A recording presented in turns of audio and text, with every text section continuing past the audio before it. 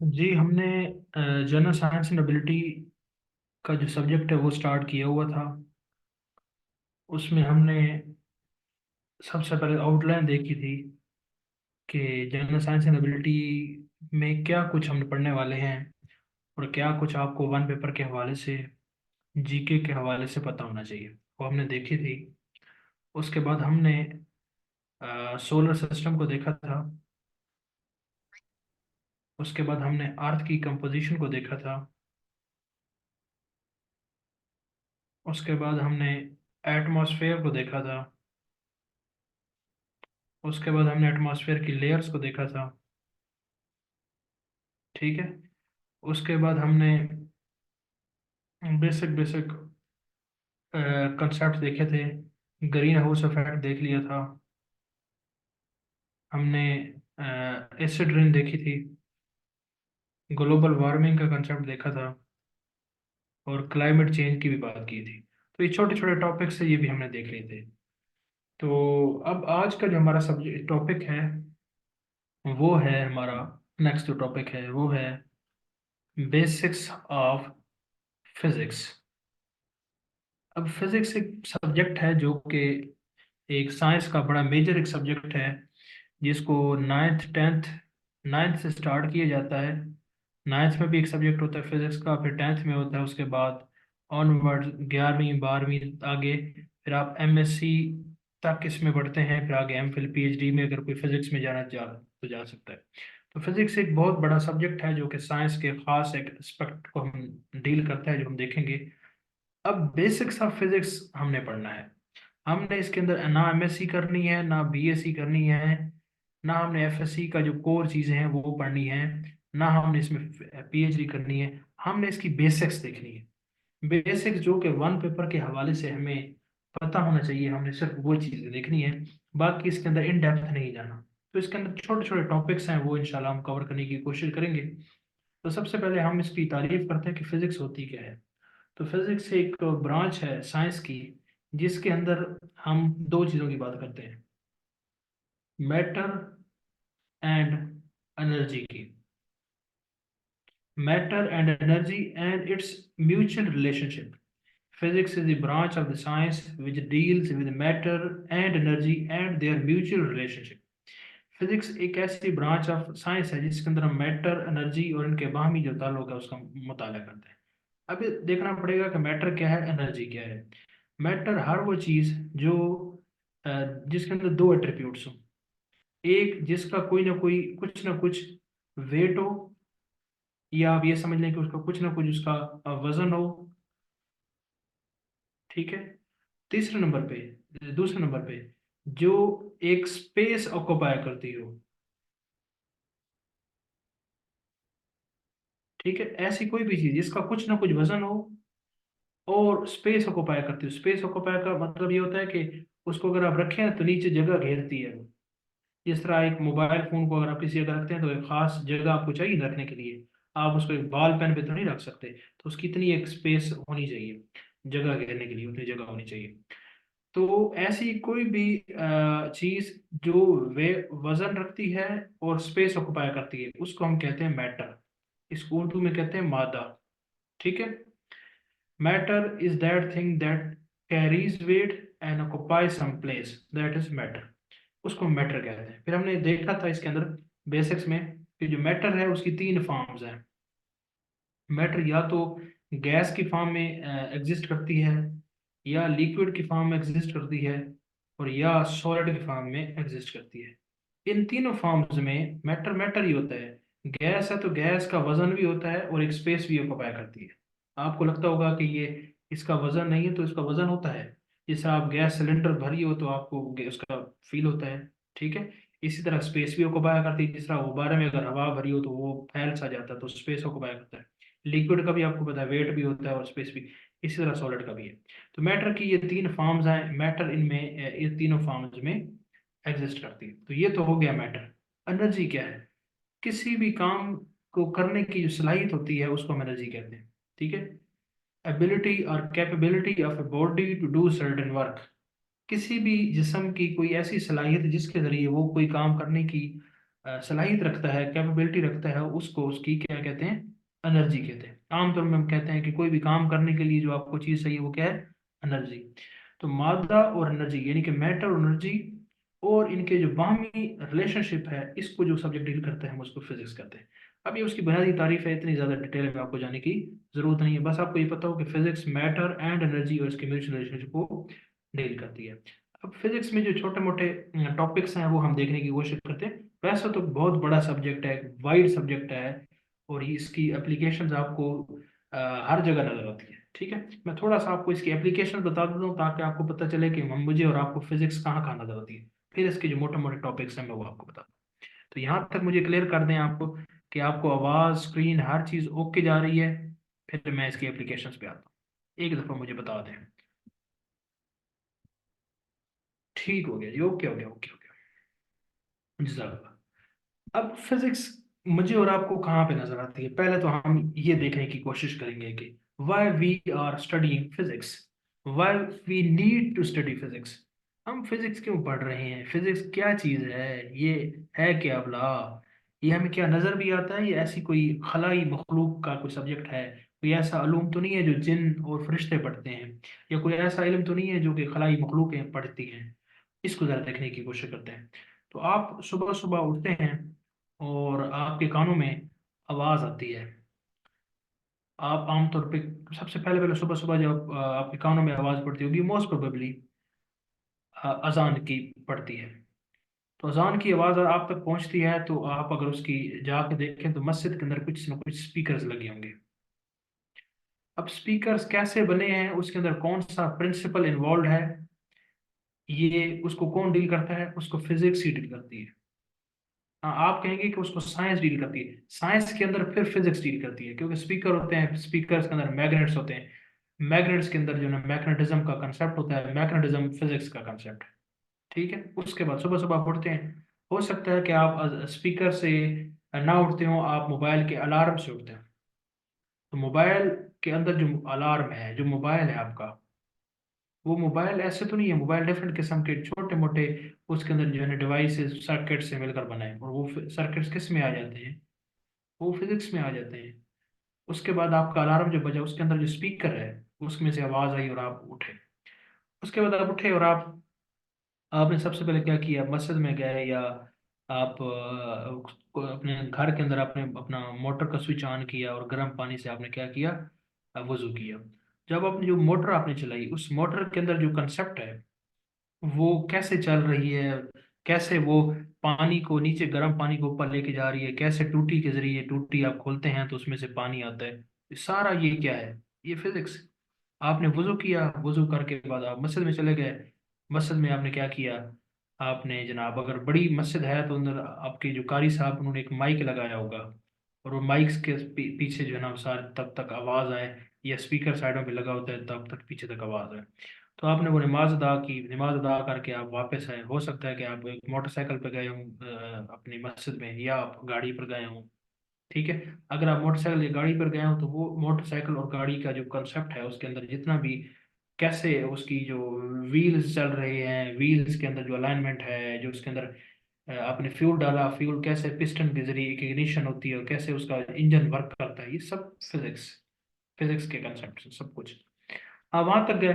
मैं लंबी नहीं छोड़ने की कोशिश करूंगा, थोड़ा सा इसको वाइंड अप करता हूँ। वापस आप आ गए, वापस आके आपने क्या किया, आपने अपनी वालदा को, अपनी सिस्टर को, अपनी मिसेज हो सकती हैं, उनको आपने कहा कि मुझे जनाब ना नाश्ता चाहिए।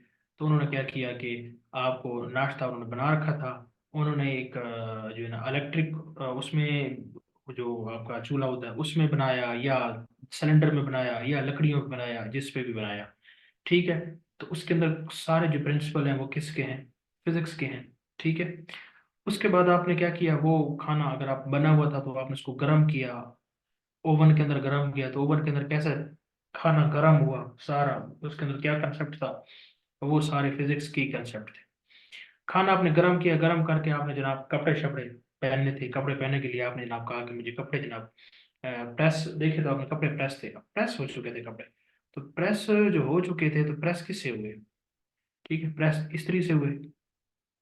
तो इस्त्री के अंदर क्या कंसेप्ट था? आप इस्त्री लगाई, आपकी जब इस्त्री खास एक सर्टेन हीट उससे ज़्यादा बढ़ती है तो उसके बाद वो खुद ब खुद ट्रिप हो जाती है और वो ठंडी हो जाती है, फिर गर्म हो जाती है। तो सारा कंसेप्ट ट्रिपिंग का ये भी है।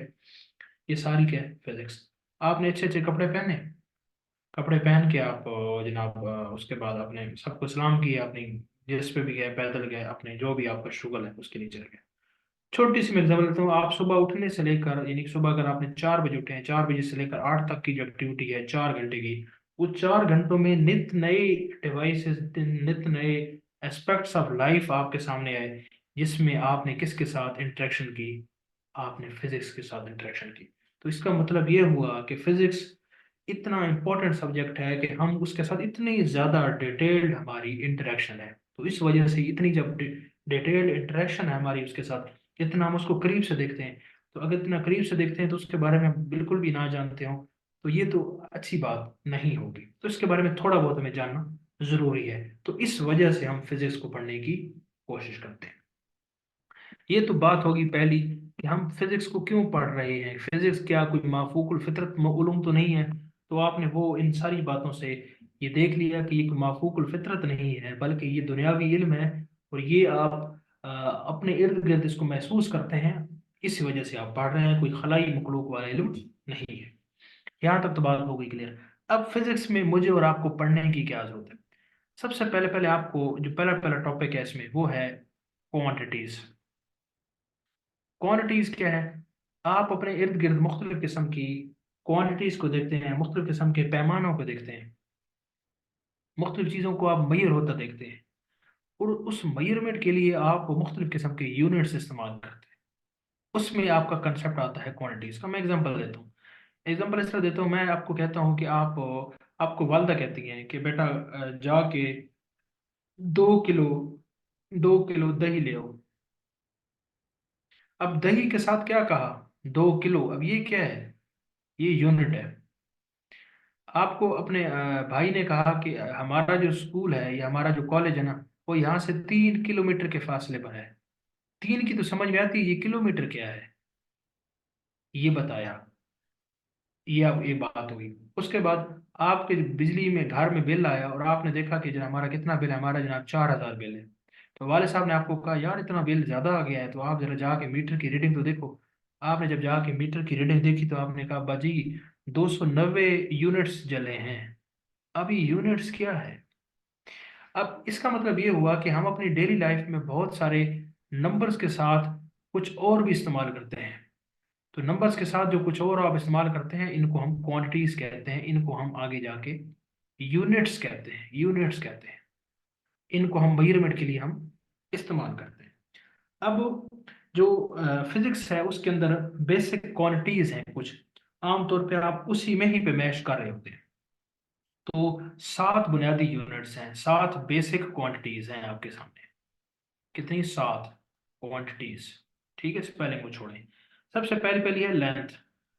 लेंथ जो होते हैं लंबाई, जिसको आप कहते हैं। तो लंबाई को आप किस में मेजर करते हैं? लंबाई को जो हम एल से जाया करते हैं और इसको हम मेजर करते हैं मीटर की फॉर्म में। जो आपने डिस्टेंस की बात की, कितने किलोमीटर है, जहां भी डिस्टेंस होगा, जहां भी फासले की बात होगी, तो वहां पे क्या होगा? लेंथ होगा उसका। और उसको आप मीटर में मेजर करेंगे। जिस तरह आप कपड़े सिलवाते हैं और आप कहते हैं 4 मीटर कपड़ा है, ये 5 मीटर कपड़ा है, तो वो मीटर होगा। कहीं जाते हैं तो डिस्टेंस जहां कहीं पे होगा, लेंथ जहां कहीं पे होगी, वो मीटर में ही होगी, वो लेंथ ही होगी। उसके बाद दूसरी जो क्वांटिटी है वो है टाइम। टाइम को आप टी से जाहिर करते हैं, और टाइम के लिए जो आप यूनिट इस्तेमाल करते हैं वो क्या है? सेकंड। सबसे बेसिक है। हाँ, सेकंड के बाद मिनट भी है, घंटा भी है, वो इसके बड़े यूनिट्स हैं। लेकिन जो बेसिक यूनिट है वो सेकंड ही है, इससे छोटा यूनिट नहीं है। मीटर, मीटर भी है, इससे छोटे यूनिट्स भी हैं, सेकंड्स में भी मजीद छोटे यूनिट्स आ जाते हैं। लेकिन इसका ये बेसिक यूनिट है, माइक्रो सेकंड और उसमें आ जाते हैं। ठीक है। हाँ जी, मैं सीधे तो उस तरफ आ रहा हूँ अभी। आप वो अभी मैं बाद में बताऊंगा ना इसको। टाइम हो गया आपका। उसके बाद आ जाता है मैस। मैस है जिसको आप कहते हैं एम से जाहिर करते हैं, और इस मैथ्स के लिए आपको जो यूनिट इस्तेमाल करते हैं वो आप यूज करते हैं किलोग्राम। जिस तरह हम कहते हैं कि जी 2 किलो दही है, 3 किलो ये है, 4 किलो वो है, ये आपका मैथ्स होता है। ठीक है। उसके बाद है करंट। जो आप बिजली का करंट देखते हैं उसको आप अच्छी तरह जानते हैं। ठीक है। और करंट है उसको आप जनाब किस में जाहिर करते हैं? आप इसको करंट को आई से जाहिर करते हैं, करंट को आई से जाहिर करते हैं, और आप इसको एम्पेयर में डील करते हैं। कितना करंट आ रहा है जी? 2 एम्पेयर है। अक्सर ये कहते हैं कितने एम्पेयर की मोटर है, इतने एम्पेयर की मोटर है, इतने एम्पेयर का पंखा है, ये वो। तो करंट हमेशा एम्पेयर में मेजर होता है। उसके बाद क्या है? टेम्परेचर। ये भी क्वांटिटी है। तो टेम्परेचर के लिए आप किलोग्राम का इस्तेमाल नहीं करते, टेम्परेचर के लिए या आप सेंटीग्रेड, डिग्री सेंटीग्रेड का इस्तेमाल करते हैं, फ़ारेनहाइट का इस्तेमाल करते हैं, ठीक है, या आप सेल स्केल यही होता है, या एक और केल्विन स्केल होता है वो इस्तेमाल करते हैं, लेकिन आमतौर पे आप डिग्री सेंटीग्रेड में ही इस्तेमाल करते हैं। तो ये टेम्परेचर के मेजर करने के लिए। इसके बाद क्या है? कोई भी अमाउंट ऑफ सब्सटेंस और है, अमाउंट ऑफ सब्सटेंस, कोई भी सब्सटेंस मतलब कोई भी चीज़ है, तो उसके लिए आमतौर पे आप केमिस्ट्री के अंदर इस्तेमाल करते हैं कि हमने 2 मोल ये लिए, 3 मोल लिए, 4 मोल लिए, ठीक है। अभी इसके आपको पता नहीं चलेगा, लेकिन केमिस्ट्री में ये चीज ज्यादा इस्तेमाल होती है, मोल, अमाउंट ऑफ ए क्वांटिटी। उसके बाद क्या है? लाइट की इंटेंसिटी जो है, लाइट की जो इंटेंसिटी है, उसको हम किससे जाहिर करते हैं? Light intensity. हम उसको कहते हैं जनाब, इंटेंसिटी ऑफ लाइट के लिए कैंडेला। कैंडेला उसका यूनिट क्या है? कैंडेला। तो देखें जरा, लाइट 1 2 3 4 5 6 7, ये 7 हम क्वांटिटीज इस्तेमाल करते हैं अपनी डेली लाइफ के अंदर।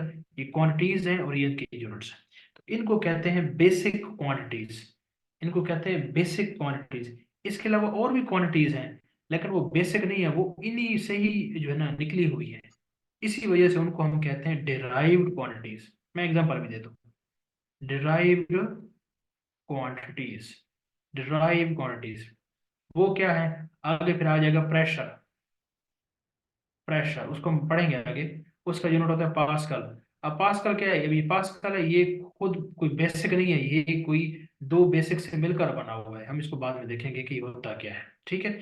इसी तरह और भी बहुत सारी ड्राइव क्वांटिटीज हैं। डेंसिटी है, वॉल्यूम है, एरिया है, सारी की सारी वो क्या है? डिराइव्ड है, वो इन्हीं से निकली है। ये है बुनियादी, आपको डिराइव करने की जरूरत नहीं है, आपको ये पता हो कि बेसिक क्वांटिटीज 7 होती हैं, उनके यूनिट्स हैं। अब बात आ जाती है, ये मैंने जो कहा है मीटर सेकंड किलोग्राम।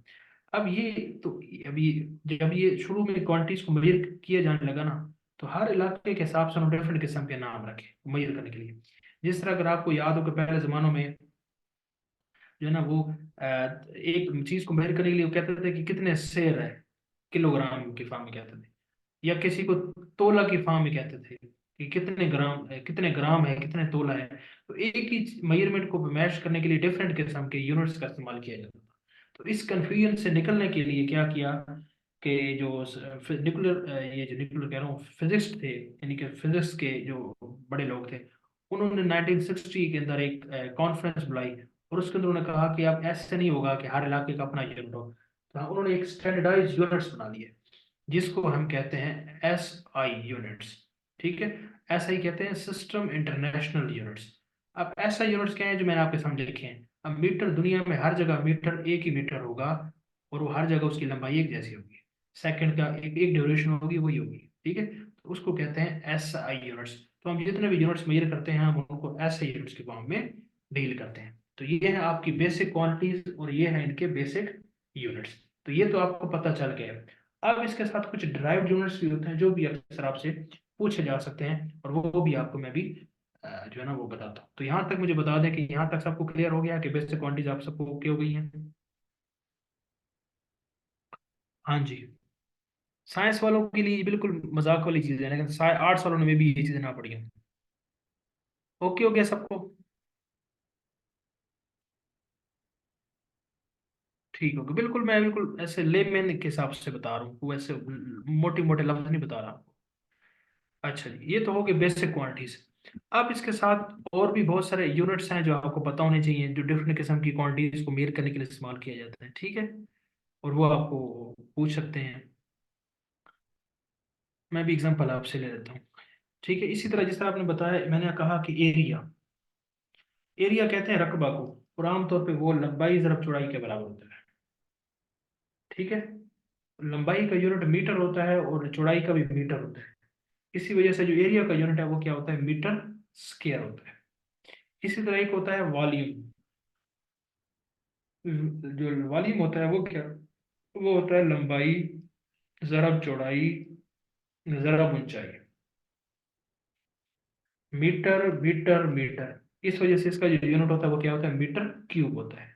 एरिया का मीटर स्क्वायर होता है, ठीक है। एरिया ये होता है ना, आप किसी जगह पे, ये इसकी लंबाई है, ये चौड़ाई है, इसके दरमियान का जो कवर्ड एरिया है वो इसमें एरिया में आ जाता है। वॉल्यूम ऐसे नहीं होता, वॉल्यूम में जिस तरह एक सिलेंडर होता है, अब सिलेंडर में आप लंबाई भी देखते हैं, चौड़ाई भी देखते हैं, और उसकी ऊंचाई भी देखते हैं, तीन चीजें देख रहे होते हैं, तो वॉल्यूम में आ जाता है। इसी तरह आपको बताया प्रेशर। प्रेशर क्या होता है, प्रेशर जो है ना, इसका यूनिट होता है पास्कल। पास्कल, ठीक है। पास्कल है, और प्रेशर का फॉर्मूला याद रखें, प्रेशर किसके बराबर होता है, force exerted per unit area. एक खास यूनिट एरिया पर जो फोर्स एक्सर्ट की जाती है उसको प्रेशर कहते हैं। यानी कि प्रेशर का फॉर्मूला क्या है, एफ ओवर ए। एफ जो है ना फोर्स होती है, और फोर्स का यूनिट क्या होता है, न्यूटन का यूनिट होता है, ठीक है। और एरिया का क्या यूनिट है, एरिया का यूनिट क्या होता है आपका, मीटर स्क्वायर। तो इसका क्या यूनिट बन गया, pascal is equal to newton metre minus two हो जाएगा ये, ठीक है, न्यूटन पर मीटर स्क्वायर। इसी तरह और भी छोटे मोटे यूनिट्स हैं, जिस तरह चार्ज आ गया, चार्ज। तो चार्ज का यूनिट क्या होता है, चार्ज का यूनिट होता है कूलम्ब। कूलम्ब, ठीक है। कूलम्ब, उसको सी से जाया करते हैं, कूलम्ब, ठीक है। इसी तरह करंट का यूनिट आपको बता दिया, वो क्या होता है, एम्पेयर होता है। इसी तरह एक होती है वोल्टेज। वोल्टेज का यूनिट होता है वाट, वोल्ट। आप देखा होगा आपने, कितनी वोल्टेज आ रही है जी, 220 वोल्ट आ रही है, ठीक है, 220 वोल्ट आ रही है। इसी तरह क्वांटिटी होती है जिसको हम कहते हैं रेजिस्टेंस। रेजिस्टेंस क्या होती है कि करंट के फ्लो में जो रुकावट होती है उसको रेजिस्टेंस कहते हैं। तो रेजिस्टेंस को का जो यूनिट होता है वो होता है ओहम, OHM, ओहम, ठीक है। ये कुछ यूनिट्स मैंने आपको बता दिए, बाकी कुछ और भी हैं, वो मैं आपको शेयर कर दूंगा, वो आपने देख लेने हैं। तो ये आपको यूनिट्स का पता होना चाहिए कि ये बुनियादी यूनिट्स होते हैं, और ये आपकी क्वांटिटीज हैं। ओके हो गया जी। अब जरा मुझे बता दें, यहाँ तक सबको क्लियर हो गया।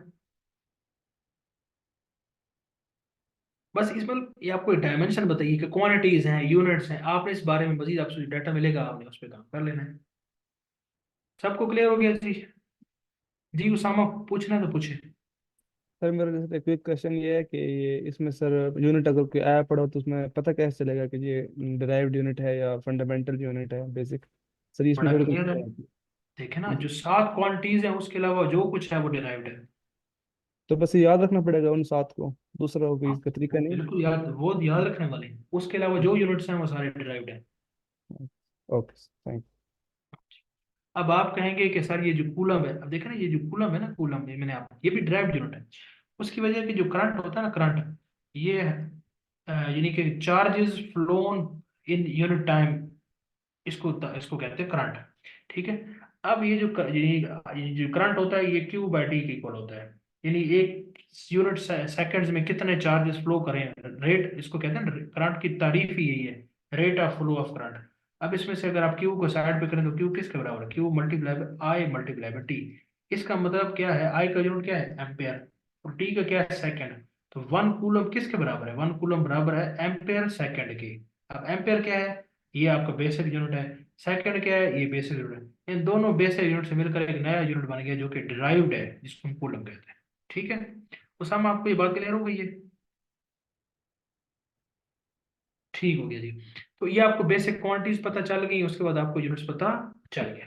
अब जी, जिस तरह मैंने पहले आपको बताया कि छोटे छोटे टॉपिक्स हम इसको कवर करते जाएंगे, ये तो आपको पता चल गया। अब अगला हमारा जो टॉपिक है फिजिक्स में, हमने उसको देखना है, वो क्या है जी, वो है जी laws of motion. Laws of motion, अब मोशन क्या होती है, मोशन को कहते हैं हरकत। हरकत के कवानीन आमतौर पे ये 9वीं क्लास में आपको सिखाया जाता है। हरकत क्या होती है, कोई भी जगह, एक चीज, जैसे यहाँ पे एक शख्स, एक कोई भी चीज है, ये जगह है, ये एक जगह अगर खड़ी रहे तो हम इसको कहते हैं कि ये किस पर है, it is at rest position, rest पर है ये।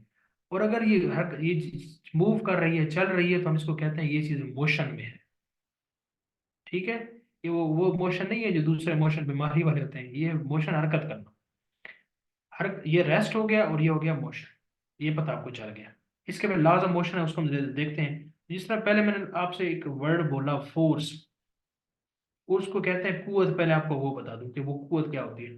फोर्स वो एक पैरामीटर है, वो आमिल है, ठीक है, जो किसी जिस्म में या तब्दीली लाता है या लाने की कोशिश करता है। यानी कोई भी एक ऐसा स्टिमुलस, एक ऐसा आमिल एक आमिल कोई बाबा नहीं है, ऐसा आमिल जो अमल करने वाला है, जो ऐसा कोई स्टिमुलस जो किसी जिसम में तब्दीली लाता है या लाने की कोशिश करता है, उसको हम फोर्स कहते हैं। फोर्स के न्यूटन है, और न्यूटन पता है आपको, ठीक है।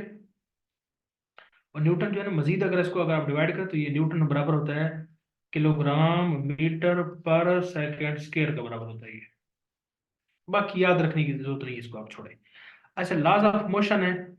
लॉज ऑफ मोशन ये हरकत के कवानीन है। अब हरकत के कवानीन कुछ हैं फिजिक्स में, ये आपको पता होने चाहिए कि कौन से हैं। तो ये तीन कवानीन है बुनियादी, आपको ये पता होने चाहिए।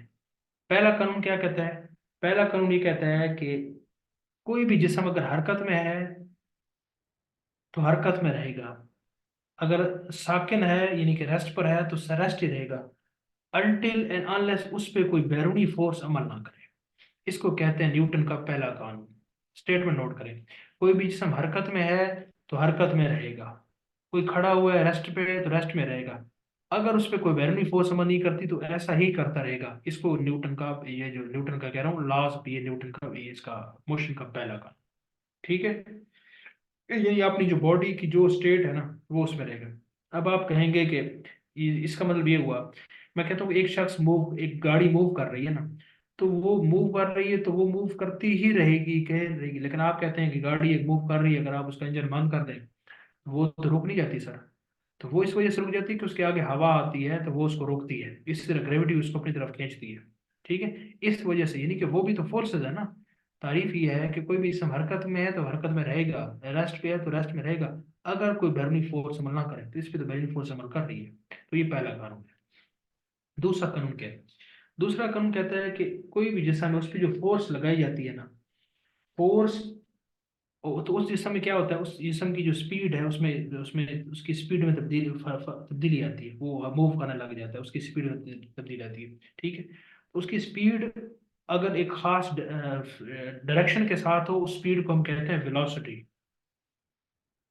यानी आपने एक जिस्म को धक्का दिया पीछे से, तो इसने आगे मूव करना शुरू कर दिया तो एक खास डायरेक्शन में, तो ये फिर वेलोसिटी इसको कहते हैं। जिस तरह आप कहते हैं ना कि आपकी गाड़ी 15 किलोमीटर पर आवर की स्पीड से जा रही है, अगर वो सर्टेन डायरेक्शन में हो तो हम उसको वेलोसिटी कहते हैं, ठीक है, कि 15 किलोमीटर पर सेकंड या पर आवर की वेलोसिटी से वो जा रही है। तो वो जो वेलोसिटी है उसमें अगर तब्दीली आ रही हो, यानी कि मिसाल के तौर पर 15 की स्पीड से जा रही थी, अब 15 के बाद 17 हो गई, 18 हो गई, 20 हो गई, तो हम उसको कहते हैं एक्सेलरेशन। एक्सेलरेशन यानी वेलोसिटी में जो तब्दीली होती है टाइम के हिसाब से, हम उसको एक्सेलरेशन कहते हैं। वेलोसिटी में जो तब्दीली होती है उसको एक्सेलरेशन कहते हैं। और जब ये एक्सेलरेशन है, तो कोई भी जिस्म है जिस पे फोर्स लगाई जाती है तो उसके अंदर एक्सेलरेशन में तब्दीली आती है, और फोर्स और जो एक्सेलरेशन है ये आपस में डायरेक्टली प्रोपोर्शनल होते हैं। यानी जिस्म पे जितनी ज्यादा फोर्स लगाई जाती है उस जिस्म में उतना ही एक्सेलरेशन पैदा होता है, जितनी कम फोर्स लगाई जाती है उतना कम एक्सेलरेशन पैदा होता है। इसको न्यूटन का दूसरा कानून कहते हैं, ठीक है। ये F is directly proportional to a, और इसके बाद एक इक्वेशन आप याद कर लें, F is equal to m ए।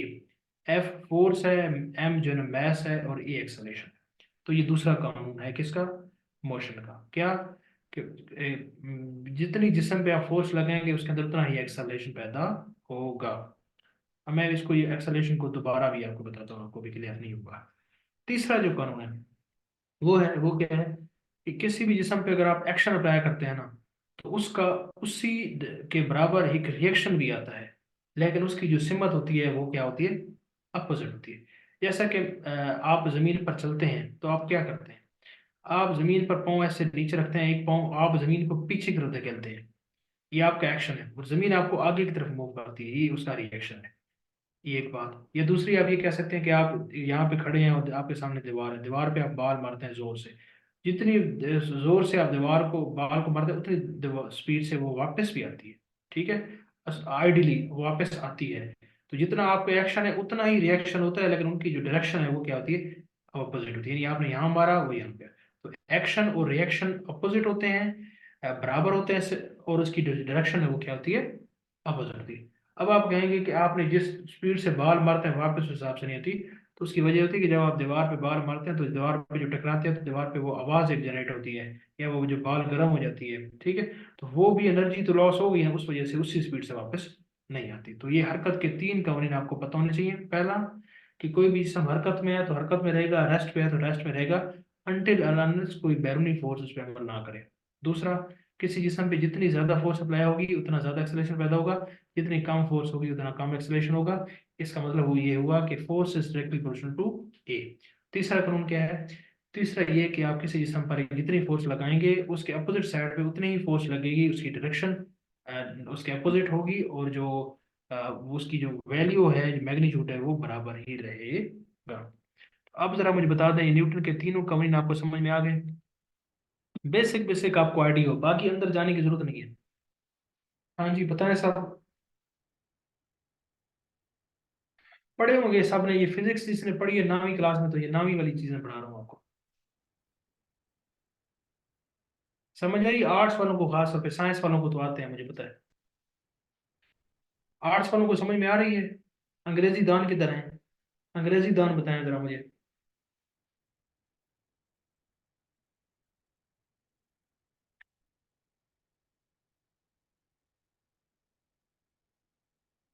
हाँ जी, अंग्रेजी दान किधर है? ठीक हो गया। गुजारा हो रहा है, बट ठीक है, अंग्रेजी वाले जो है ना वो थोड़े से परेशान होंगे, लेकिन कोई नहीं, खैर है। हर रोजाना ये तो नहीं होती ना, फिर आपका सब्जेक्ट गुजर गया फिर। अच्छा आगे चलते हैं जी। अब इसमें कुछ जो बुनियादी चीजें हैं वो हम आगे मजीद देखते जाते हैं, ये तो आपको पता चल गया। उसके बाद क्या है जी? हाँ तो देखते हैं, हाँ जी, और देख लेते हैं, छोटा सा कंसेप्ट एक है, उसको हम कहते हैं ग्रेविटी। ग्रेविटी क्या होता है कि कोई भी चीज है ना दुनिया में, उसको अर्थ जो है ना वो अपनी तरफ खींचती है। आप बाल फेंकते हैं ऊपर, वो कुछ ऊपर जाके फिर वापस आती है। ये कोई भी चीज अगर आप देखें तो वो ऊपर से नीचे की तरफ आती है। ये अर्थ की ये जो सलाहियत है, जिसमें अपनी वो अपनी चीजों को अपनी तरफ खींचने की उसकी जो सलाहियत है, हम इसको क्या कहते हैं? इसको हम कहते हैं ग्रेविटी। ठीक है, ग्रेविटी इसको कहते हैं, या इसको उर्दू में कहते हैं कशिश शकल। तो ये आपको जब याद रखने की जरूरत है, तो उसको ग्रेविटी कहते हैं, तो आपको ये पता होना चाहिए। और ग्रेविटी को जी से ज़्यादा करते हैं, और उसकी वैल्यू क्या होती है? 9.8 मीटर पर सेकंड स्क्वायर होती है। 9.8 मीटर पर सेकंड स्क्वायर। अब ये आपको नहीं समझ में आ रही, कैसे आ रही है, आप इसको बस याद कर लें। ठीक है, ये होगी। उसके बाद कुछ और चीज़ें हैं, ग्रेविटी आपको पता चल गया। अब उसके बाद एक और चीज़ है जो है डिस्टेंस। डिस्टेंस क्या होता है? डिस्टेंस ये होता है कि दो पॉइंट्स के दरमियान में आप कैसे मूव करके जाते हैं, ये होता है आपका डिस्टेंस। मिसाल के तौर पर आप कहते हैं मेरे घर से यहाँ तक जो है ना वो ये डिस्टेंस है। आपके घर से लेकर आपके स्कूल तक, कॉलेज तक, हॉस्पिटल तक, तो वो आपका डिस्टेंस होता है। फिर उसको आप ज़ाहिर करते हैं, आप उसको एस से ज़ाहिर करते हैं, एस से, ठीक है। और इसका यूनिट क्या होता है? मीटर होता है, ये मीटर की फॉर्म में मीटर होता है। फिर इसके साथ एक मिलती जुलती चीज़ है जिसको आप कहते हैं डिस्प्लेसमेंट। डिस्प्लेसमेंट क्या होता है? ये भी डिस्टेंस ही होता है, ये, लेकिन ये दो पॉइंट्स में शॉर्टेस्ट डिस्टेंस होता है। Shortest distance between two points, उसको क्या कहते हैं? डिस्प्लेसमेंट, और इसको डी से जाया करते हैं। ठीक है। जैसे मैं आपको बताऊं कि मिसाल के तौर पे ये मेरा घर है और ये मेरा कॉलेज है। मैं सुबह उठ के जाता हूँ, यहाँ से ऐसे गली आती है, फिर उसके बाद जनाब ऐसे जाता हूँ, फिर ये ऐसे रोड है, फिर ऐसे है, फिर ऐसे है, फिर ऐसे है, फिर ऐसे है, ऐसे। अब ये जितना मैंने कवर किया ना, ये क्या है?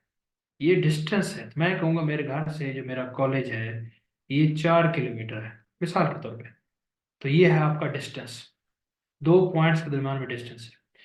डिस्प्लेसमेंट क्या है? Shortest distance. अब इस पॉइंट में उस पॉइंट में शॉर्टेस्ट डिस्टेंस क्या हो सकता है? तो वो ये होगा, इसको कहते हैं डिस्प्लेसमेंट। ठीक है, और वो क्या पता है, वो 2 किलोमीटर हो। तो displacement shortest distance between two points होता है, और डिस्टेंस वैसे दो पॉइंट्स के दरम्यान में फासला होता है। ठीक हो गया। और जो डिस्प्लेसमेंट ये एक वेक्टर क्वांटिटी है और ये एक स्केलर क्वांटिटी है। वेक्टर क्वांटिटी क्या होती है? वेक्टर क्वांटिटीज वो क्वांटिटी होती हैं जिनको बताने के लिए उनकी मैग्नीट्यूड और उनकी डायरेक्शन बतानी पड़े, उनको वेक्टर क्वांटिटीज कहते हैं।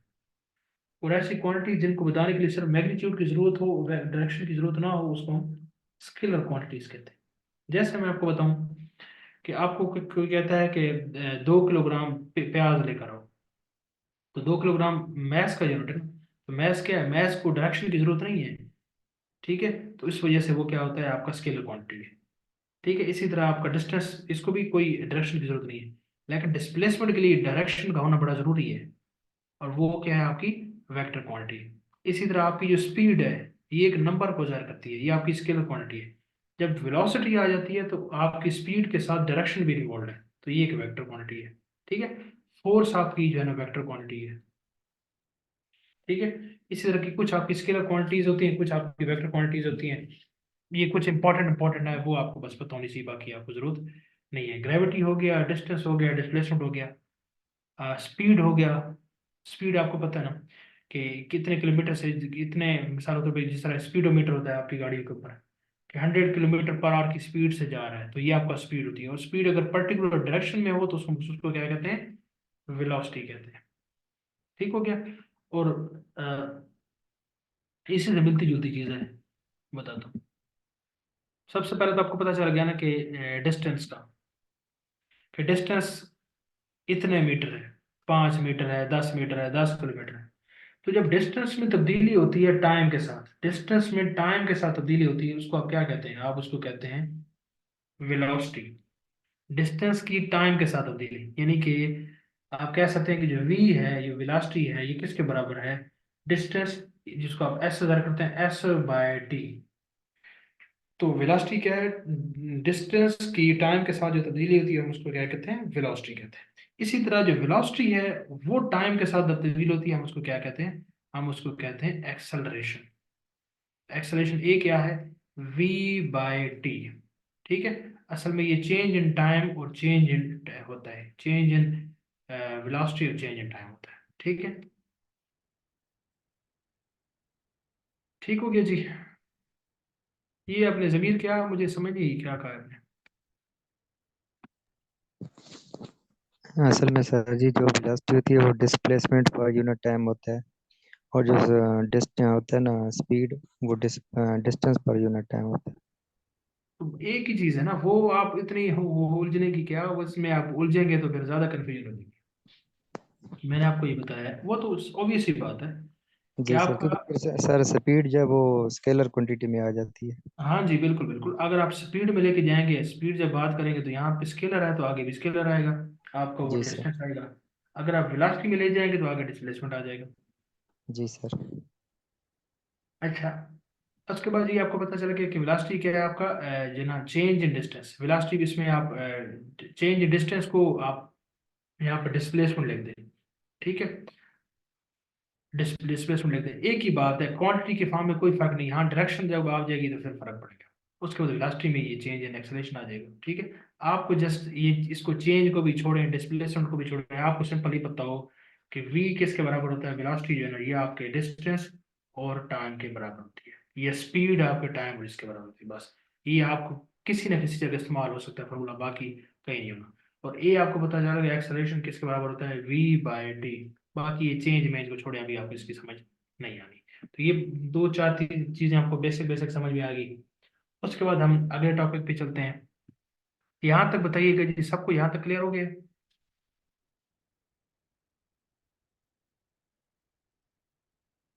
ओके हो गया जी।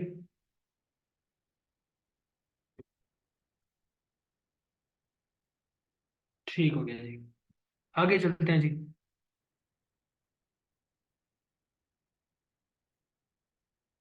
छोटे छोटे टॉपिक्स हैं, बस इसको जरा देखते जाएं। उसके बाद हम आगे चलते हैं, और ये हो गया। उसके बाद हम जिस तरह बात की थी वोल्टेज की, वो हम देख लेते हैं, और करंट की। ठीक है, तो वोल्टेज क्या होती है, जिसको हम कहते हैं पोटेंशियल डिफरेंस। इस तरह पोटेंशियल का जो डिफरेंस होता है उसको हम कहते हैं वोल्टेज। जिस तरह आप इस तरह देखें कि पानी है ना, मिसाल के तौर पे इस जग में भरा हुआ पानी है, और ये यहाँ पड़ा हुआ है एक मेज के ऊपर, और एक जग यहाँ पड़ा हुआ है जो खाली है। इसके दरम्यान में अगर आप ऐसे पाइप लगा देना तो क्या होगा, पानी इसमें से आना शुरू हो जाएगा और नीचे आना शुरू हो जाएगा। तो हाइट की तब्दीली है, उस वजह से क्या होगी कि आपका जो पानी है वो क्या किया, यहाँ से यहाँ आ रहा है। ठीक हो गया। तो यानी किसी भी चीज के फ्लो के लिए आपको उसके अंदर जो है ना वो उसकी क्वांटिटी में फर्क, या उसके अंदर पोटेंशियल में फर्क होना चाहिए, उसकी हाइट में फर्क होना चाहिए, उसकी क्वांटिटी में फर्क होना चाहिए। अगर इसको आप सेम पे भी लगा दें ना, यहाँ पे भी लगा दें, फिर भी अगर आप इसको यहाँ से इसके अंदर पाइप लगा के लगाएंगे तो इसमें से पानी आएगा। यानी कि इसका मतलब ये हुआ हायर पोटेंशियल से मोर पोटेंशियल से हायर क्वांटिटी से लोअर क्वांटिटी से चीज फ्लो करती है। ठीक हो गया जी। जी प्रेशर का डिफरेंस भी हो सकता है, पोटेंशियल का डिफरेंस भी हो सकता है। ठीक है, यहाँ पर सेम उस पे होगा तो फिर वो नहीं होगा। ठीक हो गया। तो ये होता है उसका डिफरेंस। तो इसी तरह जो आपका करंट होता है ना, आपके सर्किट के अंदर जो करंट होता है ना, ये किसके फर्क से बहता है? ये आपके पोटेंशियल के फर्क से बहता है। जैसा कि मैं आपको बताऊं कि आपका यहाँ पे स्विच लगा हुआ है, ठीक है, इसके अंदर कोई वोल्टेज मौजूद है। आमतौर पर घरों में 220 वोल्ट इस्तेमाल होती है। अब आप यहाँ पे कोई ऐसे तार लगाते हैं पंखे की, अब पंखे के अंदर कितनी वोल्टेज है यहाँ पे? तो कुछ भी नहीं है ना, 0 वोल्ट है। अब यहाँ पे क्या है? 220 वोल्ट है। तो क्या होता है जब आप जब इसको कनेक्ट करते हैं तो आपकी क्या होता है, आपके यहाँ पे हाई वोल्टेज है, यहाँ पे लो वोल्टेज है। तो हाई वोल्टेज से लो वोल्टेज की तरफ से क्या होता है, करंट फ्लो करता है। तो करंट के फ्लो करने के लिए क्या जरूरी है? वोल्टेज का चेंज होना जरूरी है या डिफरेंस जरूरी है। ठीक हो गया। तो इसको कहते हैं वोल्टेज का डिफरेंस, और इसकी वजह से क्या होता है, करंट जो है ना फ्लो करता है। ठीक हो गया। इसमें एक आपको फार्मूला है वो पता होना चाहिए, वो क्या है आपका, जिसको हम कहते हैं ओहम लॉ। वो है V is equal to I R. ये आपको पता होना चाहिए। V इसमें वोल्टेज है, I इसमें करंट है, और R इसमें क्या है, रेजिस्टेंस है। रेजिस्टेंस क्या होती है कि जब आप एक करंट किसी तार में से फ्लो करता है ना, तो उसको फ्लो करने के लिए जो रुकावट होती है, इसको जो मज़ामत का सामना करना पड़ता है, उसको हम क्या कहते हैं, उसको हम कहते हैं रेजिस्टेंस। जिसका यूनिट हमने पढ़ा था वो क्या होता है, ओम। तो V इज इक्वल क्या होता है, आई आर। ये आया कैसे? आपकी जो ये यहीं से आया कि जितना मैंने आपको बताया ना कि वोल्टेज का जितना डिफरेंस होगा उतना ज्यादा आपका करंट फ्लो करेगा। ठीक है। तो हम कह सकते हैं कि वोल्टेज का डिफरेंस अगर ज्यादा होगा तो करंट ज्यादा होगा, और वोल्टेज का डिफरेंस कम होगा तो करंट कम होगा। तो V is directly proportional to I। यहाँ से आया, फिर V is equal to directly proportional को जब आप खत्म करते हैं तो एक कांस्टेंट आता है जो हम जानते हैं साइंस में। तो वो आर क्या है हमारे पास, ये कांस्टेंट ही है। ठीक हो गया। तो ये आपको फार्मूला, बेसिक फार्मूला जो आपको पता होना चाहिए। ठीक हो गया जी। अब आपको कहीं पे अगर किसी सर्किट में वोल्टेज का पता हो, रेजिस्टेंस का पता हो, तो आप करंट निकाल सकते हैं। करंट का पता हो, रेजिस्टेंस का पता हो, तो आप वोल्टेज निकाल सकते हैं। तो ये तीनों वेरिएबल्स का आपस में रिलेशनशिप, आपको ये चीज क्लियर हो गई। ठीक हो गया जी। हाँ जी, यहाँ तक सबको क्लियर हो गया?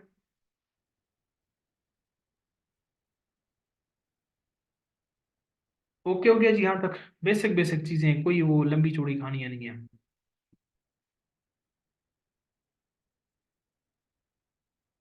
ठीक हो गया, आगे चलते हैं। मैं फिर आपको ये भी बताता हूँ कि ये अब क्लास के बाद क्या चीज़ आप पढ़ें तो उसमें आपको बिल्कुल फिंगर टिप्स पे ये सारी चीज़ें आ जाएंगी। आगे चलते हैं जी। उसके बाद आ जाता है जनाब, ये तो करंट हो गया, वोल्टेज का आपको पता चल गया, बेसिक बेसिक। उसके बाद आपका, हम आगे आ जाते हैं आपकी उस पे थोड़ा सा, हाँ इसी से रिलेटेड एक है। अब आपका जो मीटर होता है बिजली का, वो आपके मुख्तलिफ यूनिट्स मेयर करता है। ठीक है। और जो यूनिट्स होते हैं 320 होता है, 340, जितने भी यूनिट इस्तेमाल होते हैं, और उसका जो यूनिट होता है ना, याद रखिएगा, वो आपके 200 यूनिट होते हैं ना, वो 200 किलो वाट आर, ये होता है उसका यूनिट। 200 किलो वाट आर, यानी किलो तो किलो होता है, यानी हजार के बराबर होता है। ठीक है, ये प्रीफिक्स है। और वाट, वाट एक यूनिट है जो कि पावर का है, पावर को भी हम पढ़ते हैं। और आर क्या है, ये घंटे के लिए है, यानी कि इसमें घंटा, 1 घंटा। तो किलो वाट आवर, ये आपको पता होना चाहिए, आपका जो यूनिट ये मीटर होता है ये किलो वाट आवर में मेजर करता है। और किलो वाट आवर किसका, ये इलेक्ट्रिकल एनर्जी का यूनिट है, इलेक्ट्रिकल एनर्जी का यूनिट है, ये आपको बस पता होना चाहिए। अब पावर से बात याद आई तो पावर से हम देखते हैं कि पावर समझने से पहले आपको ये पता होना चाहिए कि फिजिक्स के अंदर वर्क क्या होता है, वर्क। अब आमतौर पे हमारे लिए वर्क और मतलब होता है, हम कहते हैं कि कोई भी बंदा चेयर पे बैठा है तो कोई काम कर रहा है तो वो वर्क कर रहा है, कोई गंदम की बोरी उठा रहा है तो वो वर्क कर रहा है। ठीक है, डिफरेंट किस्म का हमारे लिए वर्क है। फिजिक्स का जो वर्क का कंसेप्ट है वो डिफरेंट है। फिजिक्स कहती है कि जब कोई भी जिसम फोर्स अप्लाई करे, ठीक है, और फोर्स अप्लाई करने के बाद किसी जिसम के अंदर कुछ के डिस्टेंस में कोई तब्दीली आए, आप उसको एक मिसाल के तौर पर, ये गट्टू पड़ा है ना, आप उस पर कोई फोर्स अप्लाई करते हैं, और वो गट्टू वहीं पड़ा रहे उसके, तो आपने क्या किया, कोई वर्क नहीं किया। वर्क आपका तब होगा जब आप क्या होगा, वो उसकी फोर्स लगाने के बाद उसके आपके जो डिस्प्लेसमेंट है उसके अंदर तब्दीली है, उसके जो डिस्टेंस है वो तब्दीली है, थोड़ा सा वो मूव करे। ठीक है, तो वर्क क्या होता है आपका, वर्क आपका यानी कि एफ डॉट डी फोर्स का और डी का प्रोडक्ट होता है। ठीक हो गया। आगे ये मजीद इसको फिर आगे कॉस थीटा की फॉर्म में देखते हैं, उसको अभी आप छोड़ें इस चीज़ को। तो आप अभी ये याद रखें कि जो वर्क है वो फोर्स और जो डिस्प्लेसमेंट है उसका आपस में प्रोडक्ट होता है। किसी जिसम में जितनी फोर्स लग रही है और उसके बाद जितना उसमें जिसने जितनी वो जगह मूव कर रहा है, जितनी जगह उसने मूव किया वो उसको क्या होता है, वर्क होता है। ठीक हो गया जी। और वर्क का जो यूनिट है वो क्या है, जूल है, जूल। और जो एनर्जी है, एनर्जी उसका भी यूनिट क्या होता है, जऊल ही होता है। ठीक है, एनर्जी का यूनिट भी जऊल होता है, वर्क का यूनिट भी जऊल है, एक ही चीज है। ठीक है, वर्क एनर्जी में कन्वर्ट होती है, एनर्जी वर्क में कन्वर्ट होती है। और ये जऊल है, ये भी डिराइव्ड यूनिट है। और ये किस, अगर आप इसका बेसिक यूनिट में तोड़ना चाहें तो आप तोड़ सकते हैं। आप कहेंगे एफ डी, एफ का क्या यूनिट है, न्यूटन। डी का क्या यूनिट है, मीटर। तो किलो, इसका न्यूटन को मजीद आप तोड़ सकते हैं, किलोग्राम मीटर पर सेकंड स्क्वायर में, और इसके बाद क्या हो गया, मीटर। तो ये क्या हो जाएगा, किलोग्राम मीटर स्क्वायर, उसके बाद सेकंड स्क्वायर। तो ये उसका जो ये इन यूनिट से मिलकर क्या बना है, ये आपका जौल बना है, जो कि एक डिराइव्ड यूनिट है। तो वर्क क्या है आपका, फोर्स और अप्लाइड, और उसके बाद कोई डिस्टेंस में तब्दीली आई तो वो आपका क्या है, एफ डी, इसको कहते हैं वर्क। इसी से मिलती जुलती चीज है, उसको हम कहते हैं पावर। पावर क्या है कि ये जो आपने वर्क जो भी किया है ना, आप इसको अगर टाइम के साथ रिलेट कर लें, टाइम की शरह के हिसाब से देख लें, यूनिट टाइम के हिसाब से अगर आप इसको देख लें, तो ये आपका क्या बन जाता है, आपका पावर बन जाती है। ये आप कह सकते हैं कि पावर क्या है आपकी, पावर आपकी change in work divide by change in time. तो चेंज इन को आप छोड़ें, इसको सिंपल आप याद रखें कि आपकी जो पावर है वो किसके बराबर होता है, work divide by time. Work का क्या यूनिट है, वर्क का यूनिट आपको पता है जूल है, और इसका क्या यूनिट है टाइम का, वो सेकंड है। तो जूल पर सेकंड, जूल पर सेकंड है। और पावर का यूनिट है जूल पर सेकंड को क्या कहते हैं, वाट कहते हैं, वाट। ठीक है, इसको हम पावर कहते हैं। यानी कि कोई भी जो ना वर्क हुआ है और वो किसी खास टाइम में हुआ है तो हम उसको वाट कहते हैं। ठीक है, और ये भी बड़ा इस्तेमाल होता है। जिस तरह आमतौर पे आप बल्ब लें तो उसके ऊपर लिखा होता है ये 16 वाट का है, ये 15 वाट का है, ये इस्त्री 1000 वाट की है, ये है वो है। ठीक है, तो ये जो वाट होता है वो यही वाट होती है पावर आपकी। ठीक हो गया। जितनी ज्यादा होगी इसका मतलब ये है कि वो उतना जो है ना कम वक्त में ज्यादा जो है ना वो एनर्जी कंज्यूम कर रही है उसकी पावर। ठीक हो गया, तो ये वाट है, इसका यूनिट वाट है। पता चल गया आपको पावर का। और यहाँ भी वही चीज है, किलो वाट आर। वाट तो वाट है, उसके साथ किलो प्रीफिक्स है, यानी हजार के हिसाब से, और आर टाइम के हिसाब से। यानी किलो वाट आवर का मतलब क्या होता है, अगर आप इसको सिंपल उसमें देखें कि आपका एक यूनिट घर में कब इस्तेमाल होगा, यानी 1 यूनिट का मतलब ये है 1 किलो वाट आवर। इसका मतलब ये है, अगर मिसाल के तौर पे आपके घर में एक स्त्री है जो कि 1000 वाट की है। ठीक है, 1000 वाट की है, 1000 वाट की है, और वो 1 घंटे के लिए चलती रहे, तो आपका वो 1 यूनिट खाएगी। कैसे, जिस तरह आपने बताया 1 किलो वाट, यानी कि जो हजार हजार वाट की, तो हम कह सकते हैं ना 1 किलो वाट। तो 1 किलो वाट तो यहाँ से हो गया। और अगर वो 1 घंटे तक चलती रहे, यानी कि 3600 सेकंड चलती रहे, तो वो क्या करेगी, 1 यूनिट खाएगी। इसी तरह ही आपका जो है ना, आपका सारा बिल कैलकुलेट होता है किलो वाट का और की फॉर्म में। ठीक है, कि आपकी जो कोई भी अप्लायंस है वो कितने वाट की है, कितने टाइम के लिए इस्तेमाल हो रही है, तो वो उस हिसाब से आपका जो किलो वाट आवर है वो कंज्यूम होता है। तो जिस चीज़ की जितनी पावर ज़्यादा होती है, पावर, ठीक है, कंजप्शन, उतना ही जो है ना वो ज़्यादा आपका यूनिट खाती है, इतना ज़्यादा आपको बिल आता है। इस तरह ये एनर्जी सेवर उनको कहते हैं, जिसके अंदर बना वो 12 वाट के, 14 वाट के, 18 वाट के आमतौर पर बल्ब होते हैं। तो अगर आपने देखे हो तो वो एक टंगस्टन वाले लाल कलर के बल्ब होते थे, वो 100 वाट के होते थे। ठीक है, तो वो ज़्यादा पावर कंज्यूम कर रहे होते हैं। तो ये पावर का बुनियादी कंसेप्ट ये है। ठीक हो गया, मैं बता देता हूँ किलो वाट आवर।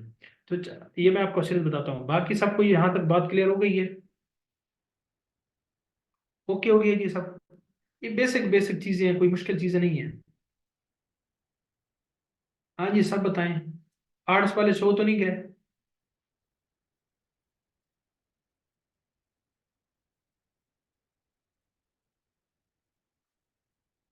बस मिक्सअप होंगे तो पढ़ेंगे तो फिर चीज़ें हो जाएंगी क्लियर।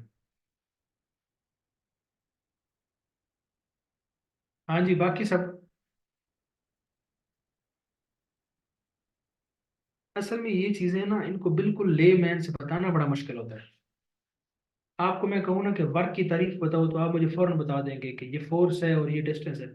इसको ले मैन के हिसाब से बताना बड़ा मुश्किल होता है, बिल्कुल उस हिसाब से। अब ये शाह साहब हमारे फिजिक्स के हैं। शाह जी, आपको आवाज़ आ रही है हमारी?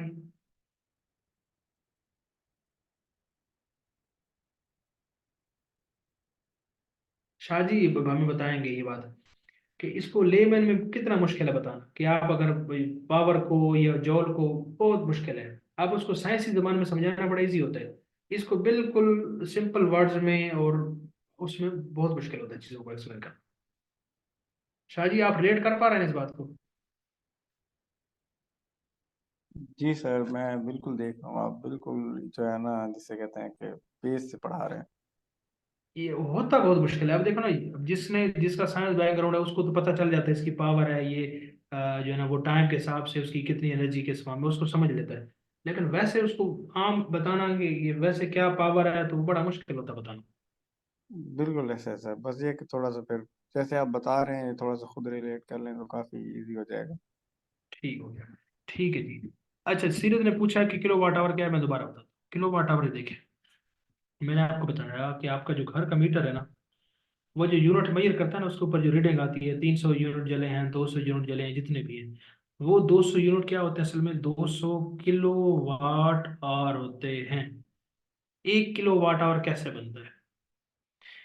मैं मिसाल देता हूँ। आपका ये घर है, अब ये वन पेपर के हवाले से जरूरी नहीं है, लेकिन सवाल आपने पूछे तो मैं जल्दी जल्दी बता दूं। आपका ये घर है, इसमें एक पंखा यहाँ लगा हुआ है, एक पंखा यहाँ लगा हुआ है, एक यहाँ पे ये फैन है, ये फैन है, एक यहाँ पे मोटर लगी हुई है, यहाँ पे एक आपका इस्त्री लगा हुआ है, ठीक है, आई के साथ लिखा।